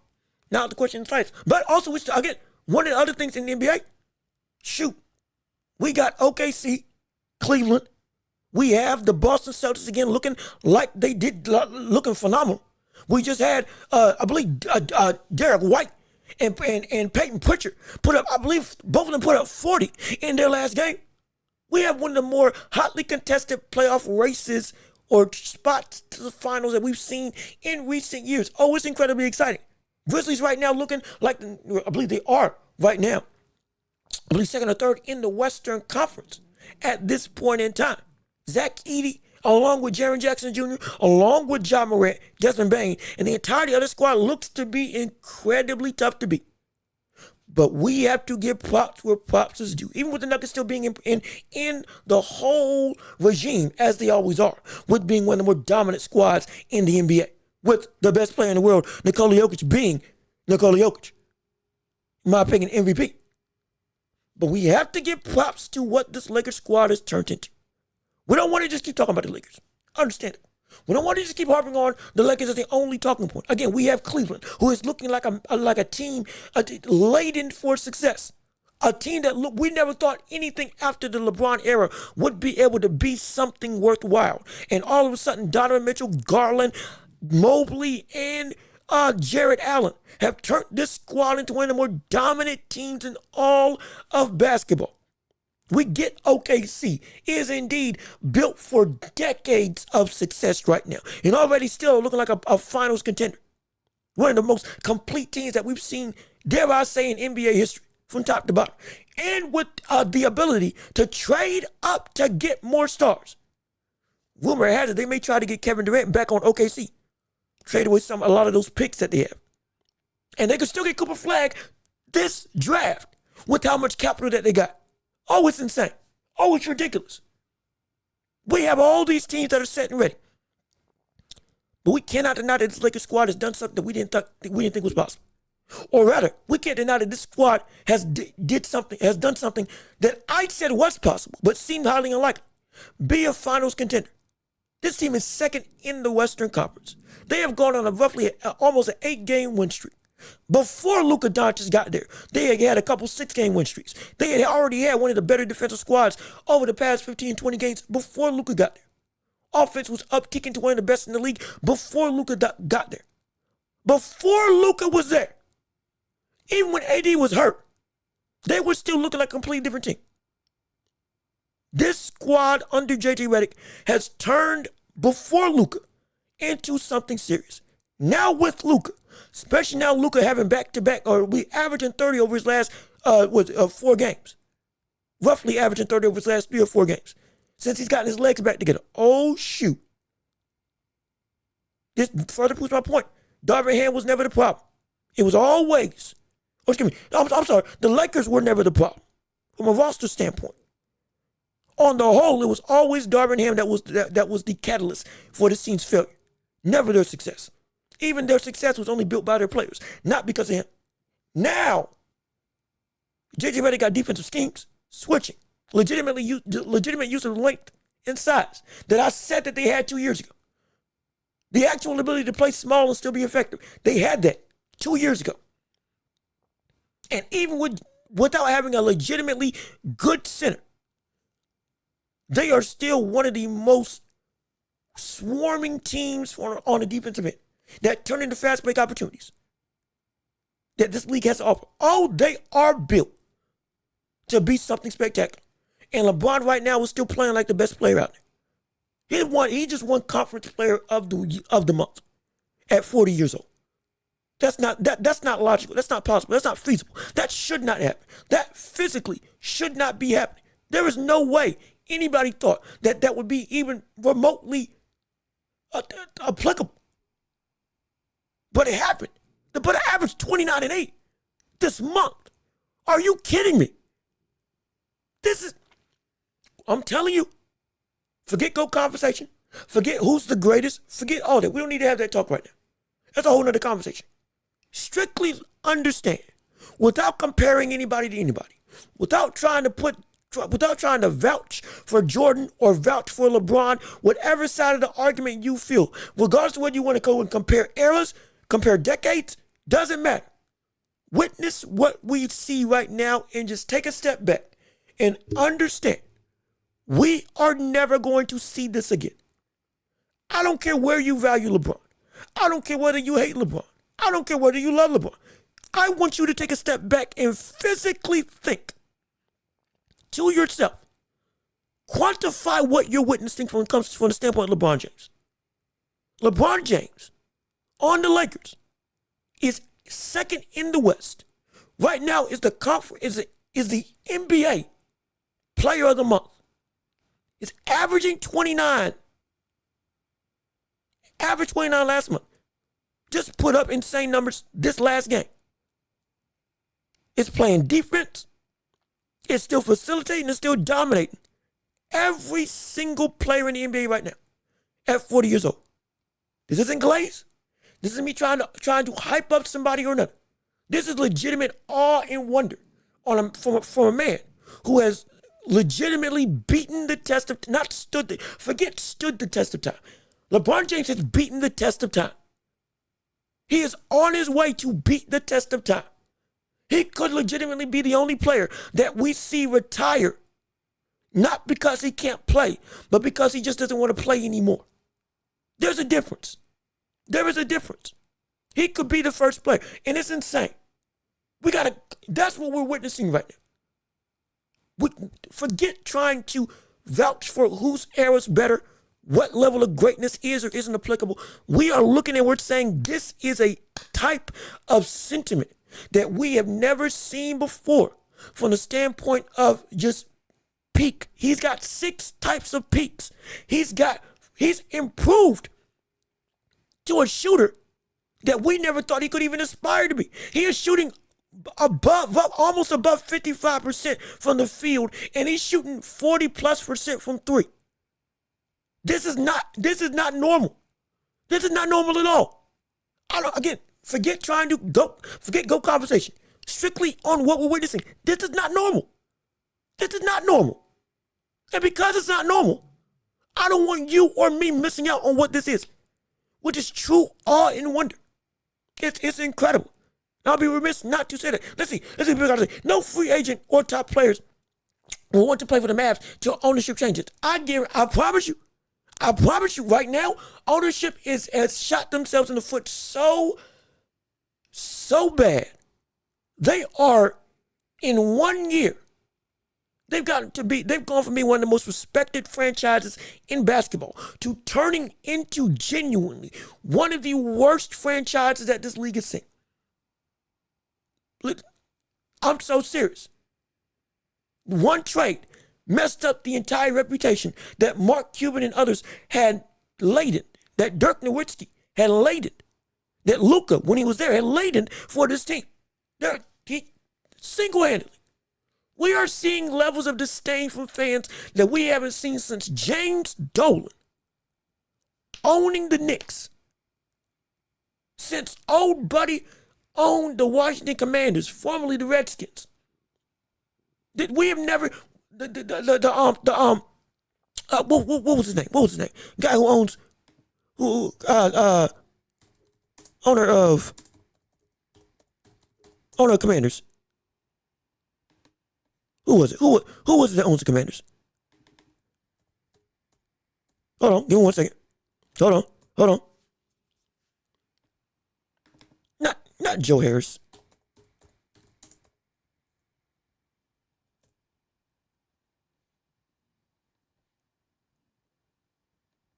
What was it supposed to say? Shoot, I can't remember his name. I can't remember his name at the point in time. Dan Snyder, that's what it was. Dan Snyder. I haven't seen vitriol like this since James Dolan and Dan Snyder owning the Washington Commanders and the Knicks, respectfully. They were horrible. I think James Dolan now, I can't remember who Dolan's owned the team or not still, but at one point in time, it was incredibly dire. The Knicks, they lost out on Kyrie and KD because they did not like the ownership of Dolan and the way that organization was moving internally, which was absolute dumpster fire. And the Commanders under Dan Snyder were just an outright putrid organization as a whole because they were horrible. They were terrible. He was horrible. He couldn't even honor Sean Taylor correctly. Put a mannequin as their staple statue with some barbed wire and some, not even the old jersey. I mean, just despicable. On one of the greatest free safeties that we have seen in the history of this game. The only person I say would be better than Ed Reed was him. One of the top, you could argue top 25. He was going to be that great. And you honor him like that, despicable. That is what you are. And that's what we're seeing with Nico Harris right now. That level of disdain. It is absolutely horrible. And man, LeBron spent his whole career, spent his whole legacy trying to beat our favorite players' stats when they were just playing for the love of the game. Man, LeBron spent his whole legacy trying to beat our favorite players' stats when they were playing when they were just playing with the love of the game. Now, here's what I gotta say. I believe you're talking about Jordan, correct? Unless I'm reading into this incorrect, from the standpoint of he's trying to beat our favorite players. I think people may have this confused when it comes to what LeBron's legacy actually is. I think, and to a degree, I think media has helped curtail this level of, I don't want to call it disdain, but this skewed criticism. And when I say criticism, criticism is always warranted. We do this on this show. I analyze, critique, praise, whatever the case may be. I try to be as fair as possible. What we've seen in media, I think we covered this in the past, when it came to what happened with how this whole saga of Jordan, of James chasing Jordan, the ghost, literally, he said himself, he's chasing the ghost. We get it. We completely understand it. Every great has tried to be as great as a past great. We know this. Jordan wanted to be better than Julius Erving. Jordan modeled his game after Dr. J. My favorite player of all time, Dr. J. Jordan modeled his game after him. He wanted to be better than him. He wanted to dunk like him. He wanted to beat his stats. He did. And before that, Kareem Abdul-Jabbar was already seen as, was he the greatest of all time? Him or Bill Russell, that was the conversation. But even the conversation of GOAT didn't really come into fruition up until Jordan came on the scene. And Jordan did get, I think Nick Wright did a phenomenal job of breaking down this whole saga between James, media, criticism, and legacy. All this stuff. Go look it up. It's really spectacular. But essentially, James, when he got on the scene, was now put under the standpoint of, you got to be this. Mind you got to be Jordan. Mind you, that was already, ESPN put up is this the next GOAT of basketball on LeBron James when he was in high school, when they broadcast the championship game between his high school and the other one. I can't remember shoot, I can't remember where he went to high school at. But he broadcast that game on ESPN. And they had a whole 3-minute like a whole minute pre-roll of, is LeBron James being compared to Kareem, Wilt, Jordan? Is he Bird, Magic, James? Is he the next GOAT at that age? And they continue to have that same thing, comparative greatness, which, mind you, was not a thing before. And there is a difference in going and critiquing. Oh, are you at this level? And simply just talking about the player themselves. But with everything that we said or have heard with LeBron, even if it is separate in greatness, it was always compared to Jordan. And I think that's the problem. With Michael Jordan, you can have him as your greatest. No problem. I don't care. I'm happy that you have your opinion. Do I agree or disagree? Doesn't matter. Jordan, both of them deserve to be in the conversation. No question. I'm not hating you. I'm not despairing. I'm not trying to sway you one way or the other. But what I am trying to do is help you understand this perpetuated argument. It's perpetuated because it makes a situation where nobody could just be great by being great. Even Jordan, when he was criticized, understandable. He got swept by the Celtics. He got beat twice by the Pistons. Never got a winning record over Isaiah Thomas. Never. For the first 7 years of his career, didn't do a thing. Then he won. He won one title. And everything flipped to be what we see him now. He was called the GOAT after that first championship. He was called the greatest thing we've ever seen after that first championship. Once you won, he was able to be successful. And boom, got all the adulation and praise. Then he kept on winning. Great, no question. We love it. We absolutely was on the best team in the NBA, had the best supporting cast in the NBA, was the best player on that team and consistently won. Did what he was supposed to do. We loved that. But the issue was everybody that came after Jordan immediately got their greatness diminished because the only thing was around somebody else's incredible legacy. You're not Jordan. Kobe was Kobe. Kobe had his own mentality.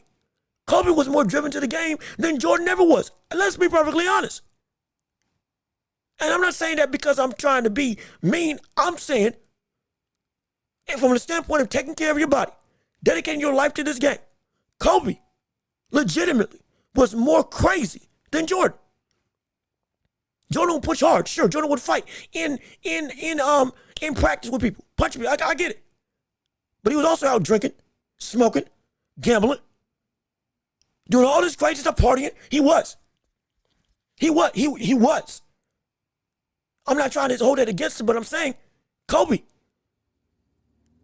took what Jordan did in dedication and tried to go up a notch. Revolt, tore up rooms when he was trying to figure out Iverson out. Embodied the very essence of basketball in a way that we hadn't seen potentially ever. Shoot, since Jordan. And then the only thing that was comparative to him, his legacy right now Before he died, do you know what Kobe's legacy was? He's a carbon copy of Michael Jordan. Do you understand that?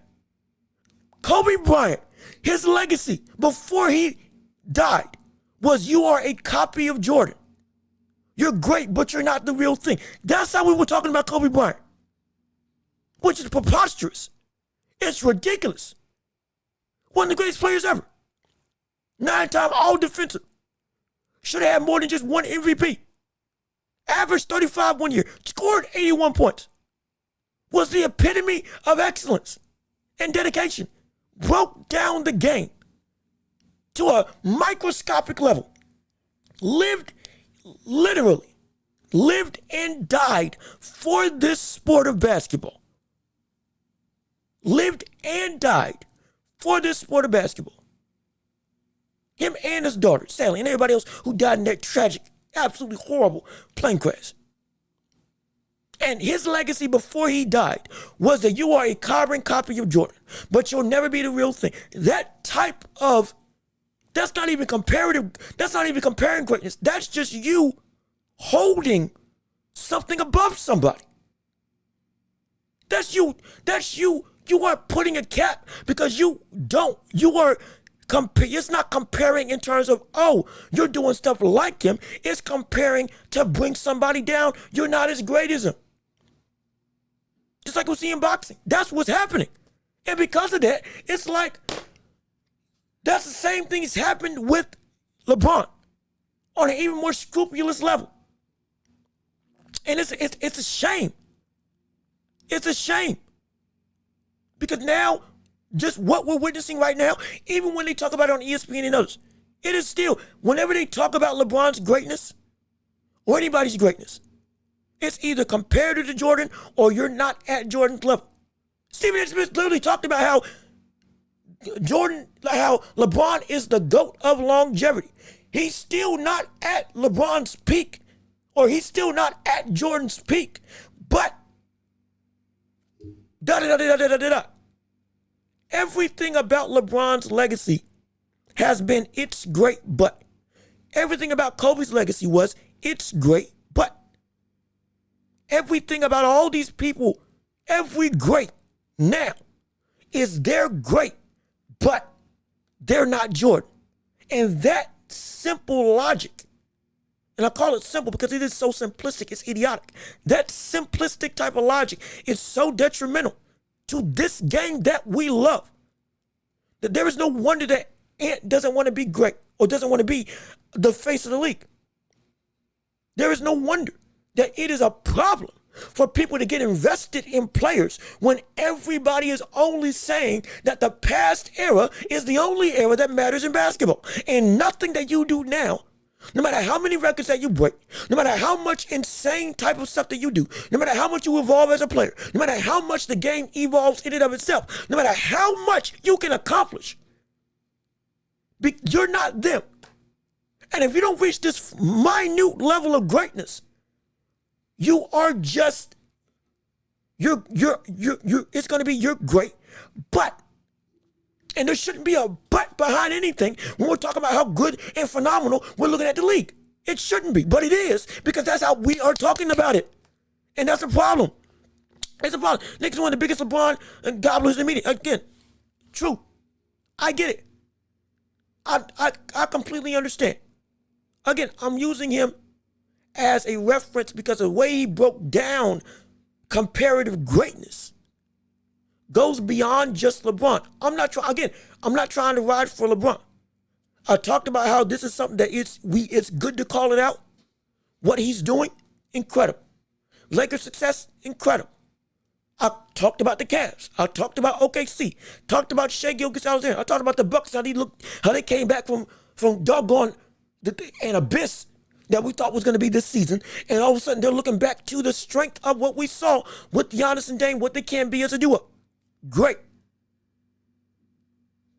So I don't play that game where I just ride for one. I put everything into perspective. But because of that, when somebody says something good, you don't overlook it. This is one of those situations. LeBron and every other player in the league, whether it's Anthony Edwards, whether it's Victor Wembanyama, whether it's Shai Gilgeous-Alexander, shoot, whether it's Giannis, whether it's Jokic, all of them are doing some of the best work that we've ever seen from the standpoint of an evolution of the game, and they're playing out of their minds. And all of the praise that they have is only heaped on up to an extent. It's only done up to a certain point. And then once it crosses a certain threshold, everything goes back to comparing it to past eras. Not even in the same comparison where, oh, he's got a semblance to other people's games. He plays like Jordan. There is some Jordan attributes to him. There is some, whatever the case may be. We see that. That is not the problem. We are saying that everything that you accomplish then automatically gets compared to Michael Jordan. And Michael Jordan was great. But I'm not trying to diminish his resume. I'm not. He earned what he is. But we didn't, when Jordan was coming around and went 6-0, where they weren't comparing him to Bill Russell. And Bill Russell went 8 straight. He's 11-1. He's got 10 rings and a toe ring. And we weren't comparing Jordan to him. We weren't. And both of them, same situation, same circumstance. Bill Russell seen as the best in the league. We had Jordan as the best in the league. Bill Russell had an incredible cast of talent around him. Bob Cousy, K.C. Jones, John Havlicek, almost all the whole championship run that he had. 8 straight, 11 in total. Insane, ridiculous, stupid, in the best way possible. Jordan didn't do anything for the first 7 years. Got Pippen, got Rodman, got Steve Kerr, got Craig Hodges, got Derek Harper, Ron Harper, excuse me. Got Horace Grant. Did like the best team in the NBA with the best player succeeded. We weren't comparing the two. We just witnessed the greatness. And he praised as such. Again, I'm not diminishing it. I'm saying once Jordan retired, everybody else had to fall under that mold, or if so, your greatness is only but so great. And you'll never be what we saw. And you'll never be Jordan. And because of that, that is an indictment on you. Even when we talk about the likes of James Harden, Chris Paul, Carmelo Anthony, Karl Malone, John Stockton, and Clyde Drexler, everybody else, their own greatness is only, their greatness is capped because they constantly have to have said, well, you couldn't beat Jordan. You see what that does? You see what that does? Automatically, by proxy of just saying that, by virtue, of just saying that phrase, but you're not Jordan, but you couldn't beat Jordan, automatically diminishes everything that player is and what they accomplish. Automatically does. And you do that every single time. This isn't even when we're saying, are you as great as them? No, any accomplishment simply goes into, you're not Jordan. I don't care whether you love Jordan or hate Jordan. If everything is only being compared to Jordan in every single situation, that becomes more than just a byproduct of, oh, you're chasing greatness. Now you are diminishing what I am just by saying his name. Because at some point in time, I've done stuff that Jordan never did. And yet still, you're saying I'm not him. I'm not him. I'm me. I'm not. I'm not him, I'm me. Messi. The only brother Messi had to get over was Maradona. But when he won the Gold Cup, that was the only thing for Argentina, for my global fans out there. He had to get over, he had to win the World Cup against Maradona. Or that only, was it Maradona? Hold on, I'm thinking of the boxer. Who was the brother? The Argentinian brother.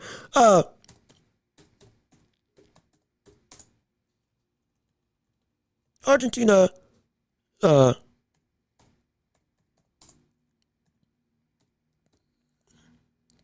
Argentine football legends. Let me see if I got that right. Maradona. Maradona.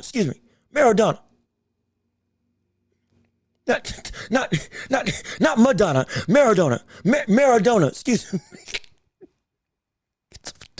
Not Madonna, the singer. But Maradona. He had to win the World Cup to get over the hump with him. But even before that, he, by his own production, was able to get the praise that was just deserved. Ronaldo, same thing. Neymar, same thing. Once we looked back and was like, oh man, this brother's still one of the greatest. He earned the right, but it wasn't done in a way that diminished anybody else that wasn't on that level or greats of the past who he was able to eclipse. It didn't do that. But with basketball specifically, that's what the conversation has become. And it's no longer just, oh, we're having these conversations to help tell the story of the sport. Now we're having these conversations more so to make sure that we hold what we want as the best.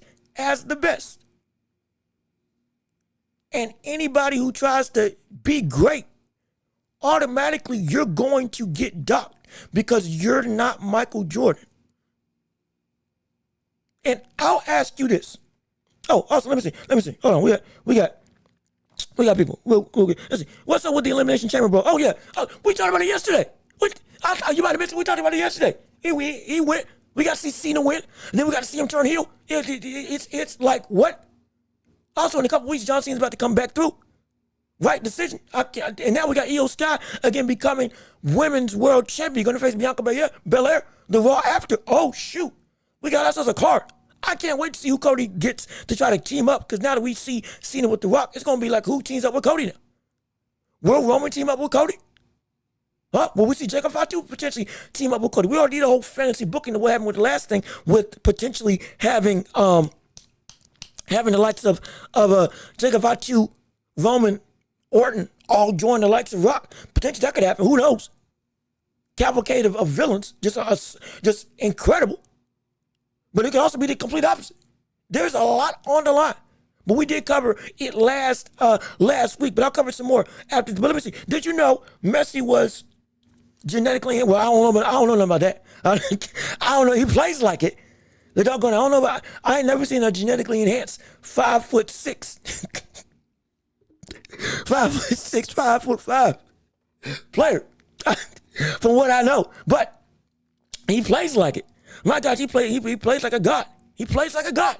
He does. But yeah, Maradona was the greatest for Argentina. But it wasn't, and it was because we want to see you do what he did. Absolutely. But as a player, it was widely accepted and completely justified that, yeah, you as Messi have done enough to be seen as better than him.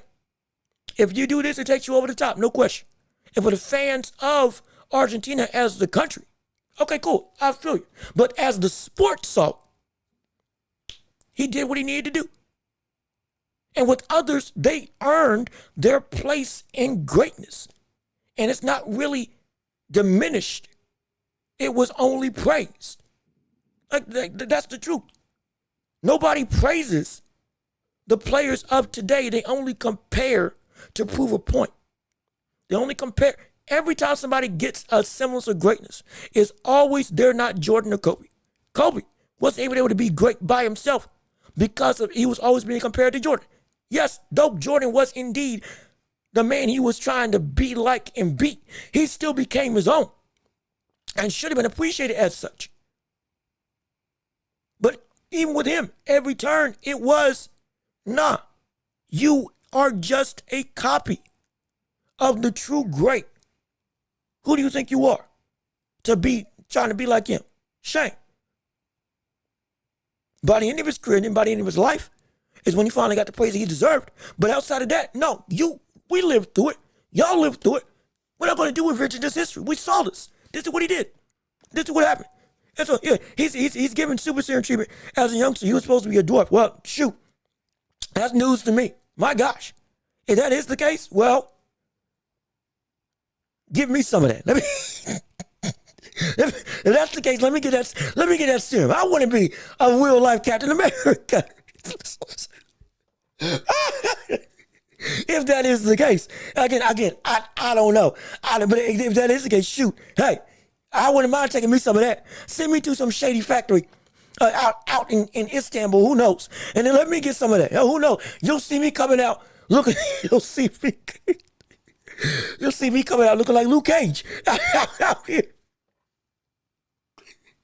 You know, so y'all be like, who is this Negro that comes up on the author seat? What happened to you, brother? And anyway, I'll now just be able to say, hey, I've just been working out. You know, just natural genetics just kicked in. You know what I'm saying? And so, oh, shoot.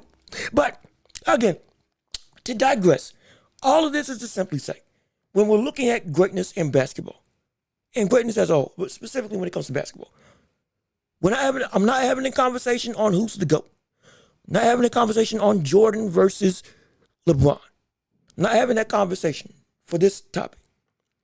What I'm trying to help you all understand is that when you look at greatness through the lens of combative comparison or combative comparisons, not comparisons to say that, ooh, you're in the realm, good for you. Not in comparisons in the realm of you've successfully accomplished something to put you over somebody. Congratulations. You reached a level of greatness that few people have. Not that type of comparison when you are appreciating what goes on. But combative comparison is when you are actively using comparative means to try to demean, stifle, and mitigate what somebody's greatness actually is.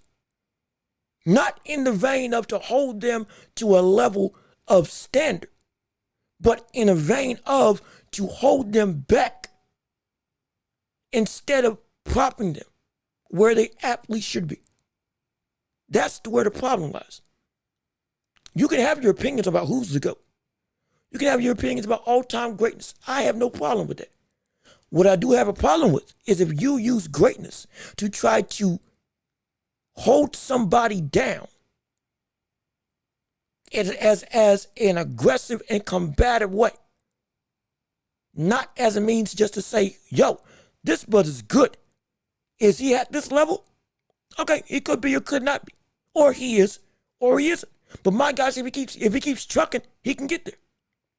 But at some point, it goes from that to like you're trying to hold on to something. You're not trying to protect the integrity of the game. You're not trying to keep the standard of what greatness is for the sport to keep everybody in line with the true gold bar, the brass ring that you're supposed to reach you. It's not like that. It's not like what I talk about when we talk about greatness in boxing. It's not like that at all. It's not like that at all. It's completely opposite. It is done not to help keep consistency. It is done to the point that it skews consistency. It's done to the point that no longer is the standard that you had for why Jordan was great. Now that standard is no longer applicable to others, though they have gotten to that same threshold or similar threshold. Now the goalpost gets moved in an unfair way to where it's like that doesn't make any sense. It legitimately is just a reason to hold somebody back, whether it's LeBron or anybody else. Doesn't matter who. Again, this isn't a LeBron topic. This is a basketball topic. This is a sport-wide issue. This is a media-wide problem that helps affect you, the fans, in your perception of what this sport's supposed to be. And that's where stuff gets. There's no other sport where we've seen people diminish the greatness of others. Tom Brady is still living with us today. Just retired and got to be the GOAT of football. Understandable.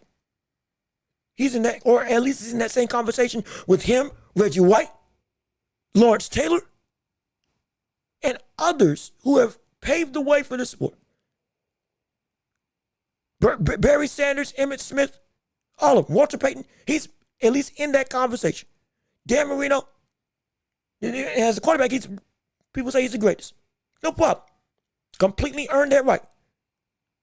But when Mahomes came along, immediately after the first championship, with what he had also shown throughout his entire career up until that point, it was like, yo, we're witnessing something special. Wait a minute. And immediately he got put on a pedestal that he aptly deserved. And he never got brought down by you're not the greatness of Brady. It was only, yo, brother, this is something we ain't never seen before. And every comparison to Tom Brady was never done to tear down Mahomes. It was saying, Mahomes, you're on this track to greatness. Let's see what you can do. It was never in a negative context. It was always in a positive framework, or to shift, or because his own greatness elevated, now we have to take another look back at what we're witnessing. That's what we're talking about. And even then, Stephen A. and others tried to put that same type of spin on Mahomes. He just lost to the Eagles. He just got trounced by the Eagles. He'll never be Tom Brady at all. He's trying to apply the same logic that he uses for Michael Jordan to the likes of Tom Brady. You can't do that. It shouldn't have been that type of logic for Michael Jordan in the first place. It shouldn't have.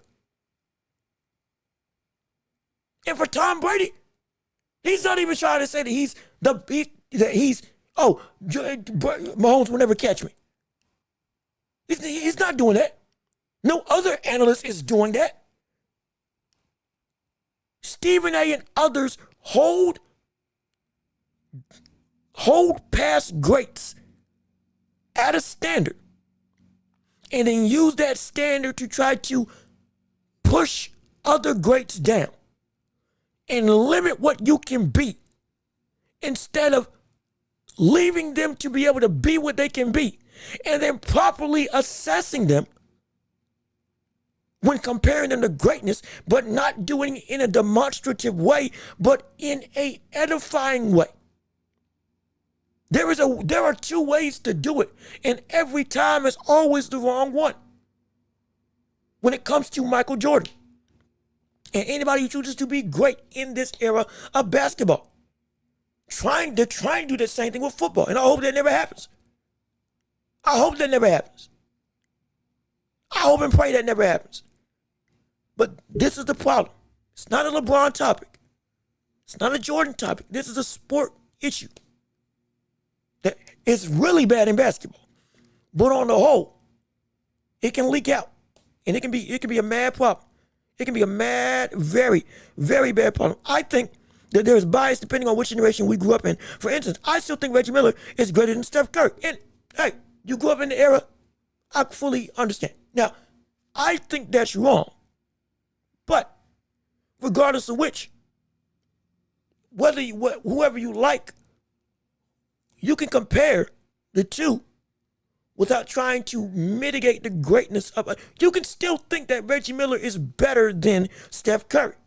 However, you cannot deny, you can have that sentiment and still understand the ludicrous level of greatness that Steph has done in his career. When it comes time to actually compare, is Reggie Miller better or worse than Steph? You can have that conversation, sure. Absolutely. But you can still do it in a way that doesn't diminish the legacies of each person. They're both great. Somebody did more and somebody was better. I think Steph is better than Reggie Miller. I think the championships coupled with his individual talent, winning MVPs, having one of the greatest offensive seasons on multiple occasions, carrying that 2021 final squad post Curry or post KD, and still winning a title against the Boston Celtics. Brother reached a new level of greatness. In my opinion, him and Magic Johnson fighting for 1 and 2. And it's getting really hard for me to say that Magic is the best point guard with what Steph has accomplished. But I'm not diminishing Magic, nor am I diminishing Steph if I got Magic above him.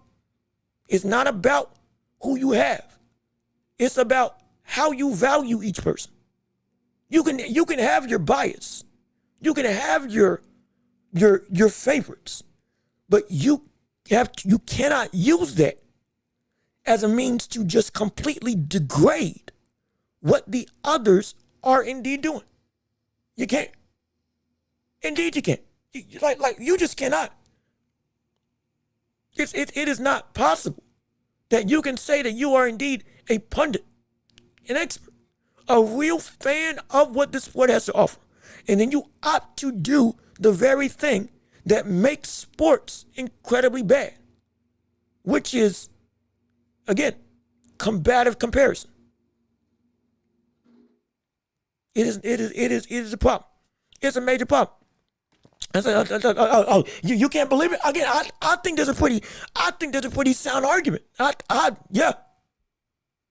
Right now we're talking about Curry as a top 10 player potentially in history. Do I have him in my top 10? No. But it ain't like he ain't close. It's more than just changing the game. It's his individual production. On top of a level of consistent greatness that we have not seen done in this way before, that made not just the league change to him, but individually, he is still unstoppable to this day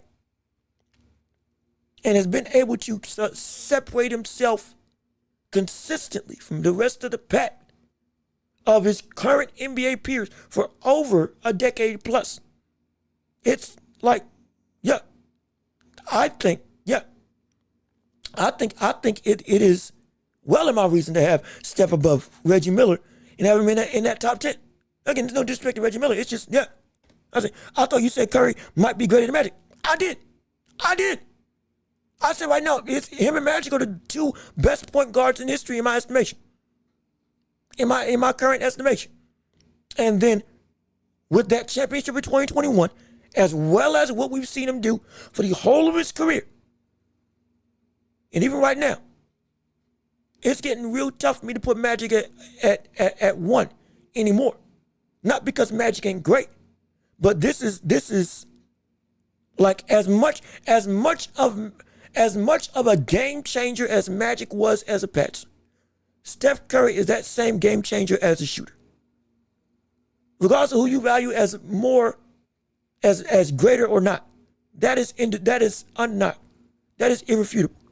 As much as Magic changed the game from the standpoint of being a big passing guard, a big guard period, and a passing guard, making that Showtime Lakers work, having the ability to be able to play at center from the PG position, being one of the greatest players that we've seen in basketball history, defining an era with him and Bird.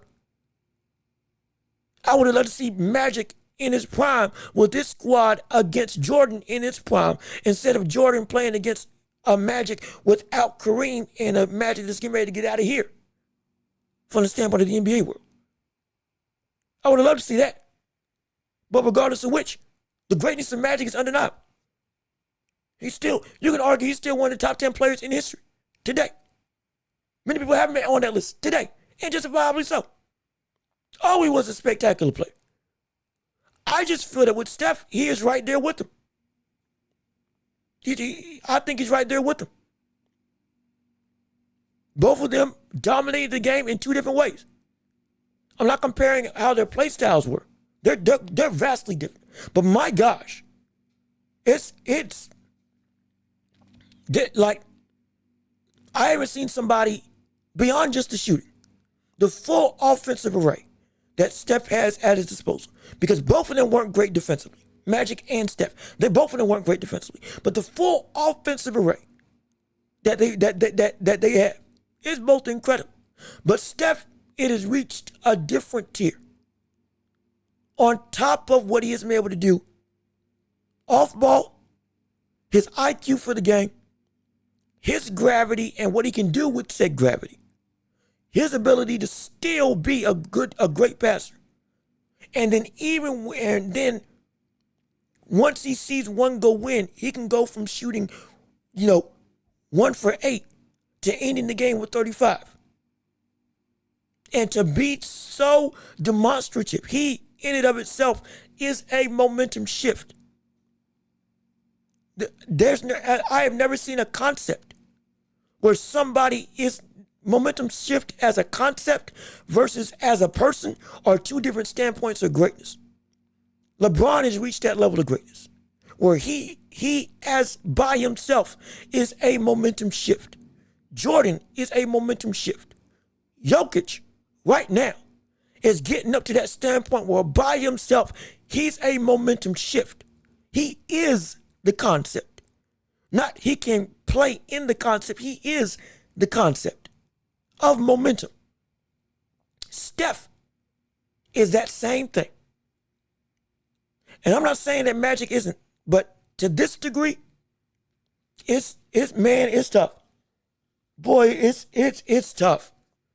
It is tough. I can't excuse what I'm witnessing and at least not have an argument. At worst, Steph's second best. For me, Steph and Magic are tied. And at best, Steph's above. And Magic said too. Again, for my personal thing. But this is, again, anybody can have their own list. And you can have exactly your opinion. No question about it. Nobody's allowed to play defense, real defense anymore. Rodman would not have survived. Rodman would have still survived in today's defensive world.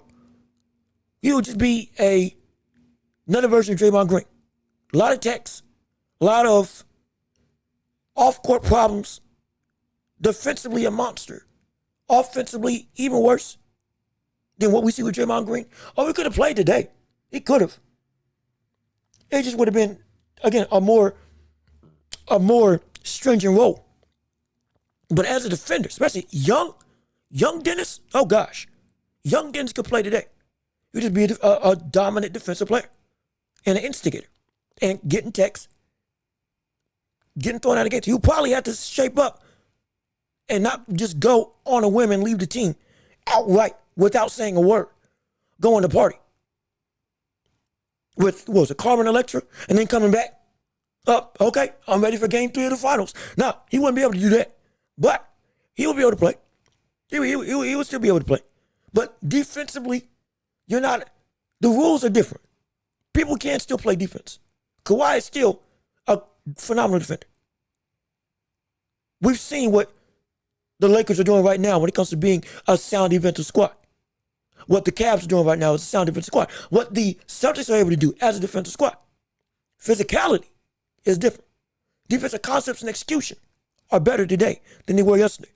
But individual defense could still be better today if the refereeing, if the officiating was a lot more fair. Because that's really what it comes down to. It's not even that today's people can't play with the intensity of the past. The officiating changes what can be done. It's like with big man. Big man, the game changed when they implemented the 3-second rule. The game changed with the restricted area. The game changed with charging, blocking fouls, all this stuff. The game changed. Defense, even in the past, you couldn't play a zone. It was in a man-up or double team and nothing else. One-on-one against Michael Jordan was your only option. Or you double team Michael Jordan with Scottie Pippen. That was your only option of defense. If it was anything else, it was illegal. So defense is better today. Physicality is not the same today. There is a difference. There is a difference. There is a difference. You have to understand, there is a difference. And if officiating was a lot more lenient, like we see in playoff basketball, on the whole, then we could see a lot more physicality and be able to be a lot more, hey, okay, this is similar to what we saw in the early 2000s with NBA basketball, with defense. When you get to a lot more contact, a lot more bumping with rules that don't let you just swing people all around the ring, all around the court. But, hey, as the game evolves, and if the refs change it accordingly, we could see what we need to see from this world of basketball. But either way, regardless of which, we got to get out of here because it's been a phenomenal show. But we got to go. Got to leave and get out of here. So with all that being said, This has been another episode of The Untouchable with me, your host, Jean-Luc. Thank you so much for tuning in and listening to the show. Yes, indeed, we've had ourselves 400 people come through on the live. Had a high of about, 20 at one point. Phenomenal conversation, phenomenal talking points throughout the night, throughout the day, going through and dissecting the world of sports and beyond with basketball, with boxing, and even more. Again, we didn't even get to cover the likes of Ryan Garcia, Devin Haney, Teofimo Lopez, Barboza, and so much more as their fights are happening, in May. Press conferences and everything going through. We still have a lot more to discuss, a lot more topics to talk about. We got so much more to cover. And I can't wait for next week, because with this new format, with this new layout, it's going to be phenomenal. But I thank you so much for tuning in. I've been Jean-Luc Welch. Y'all have been wonderful. Peace and love. Oh, we are out of here. Yes, sir. We gone.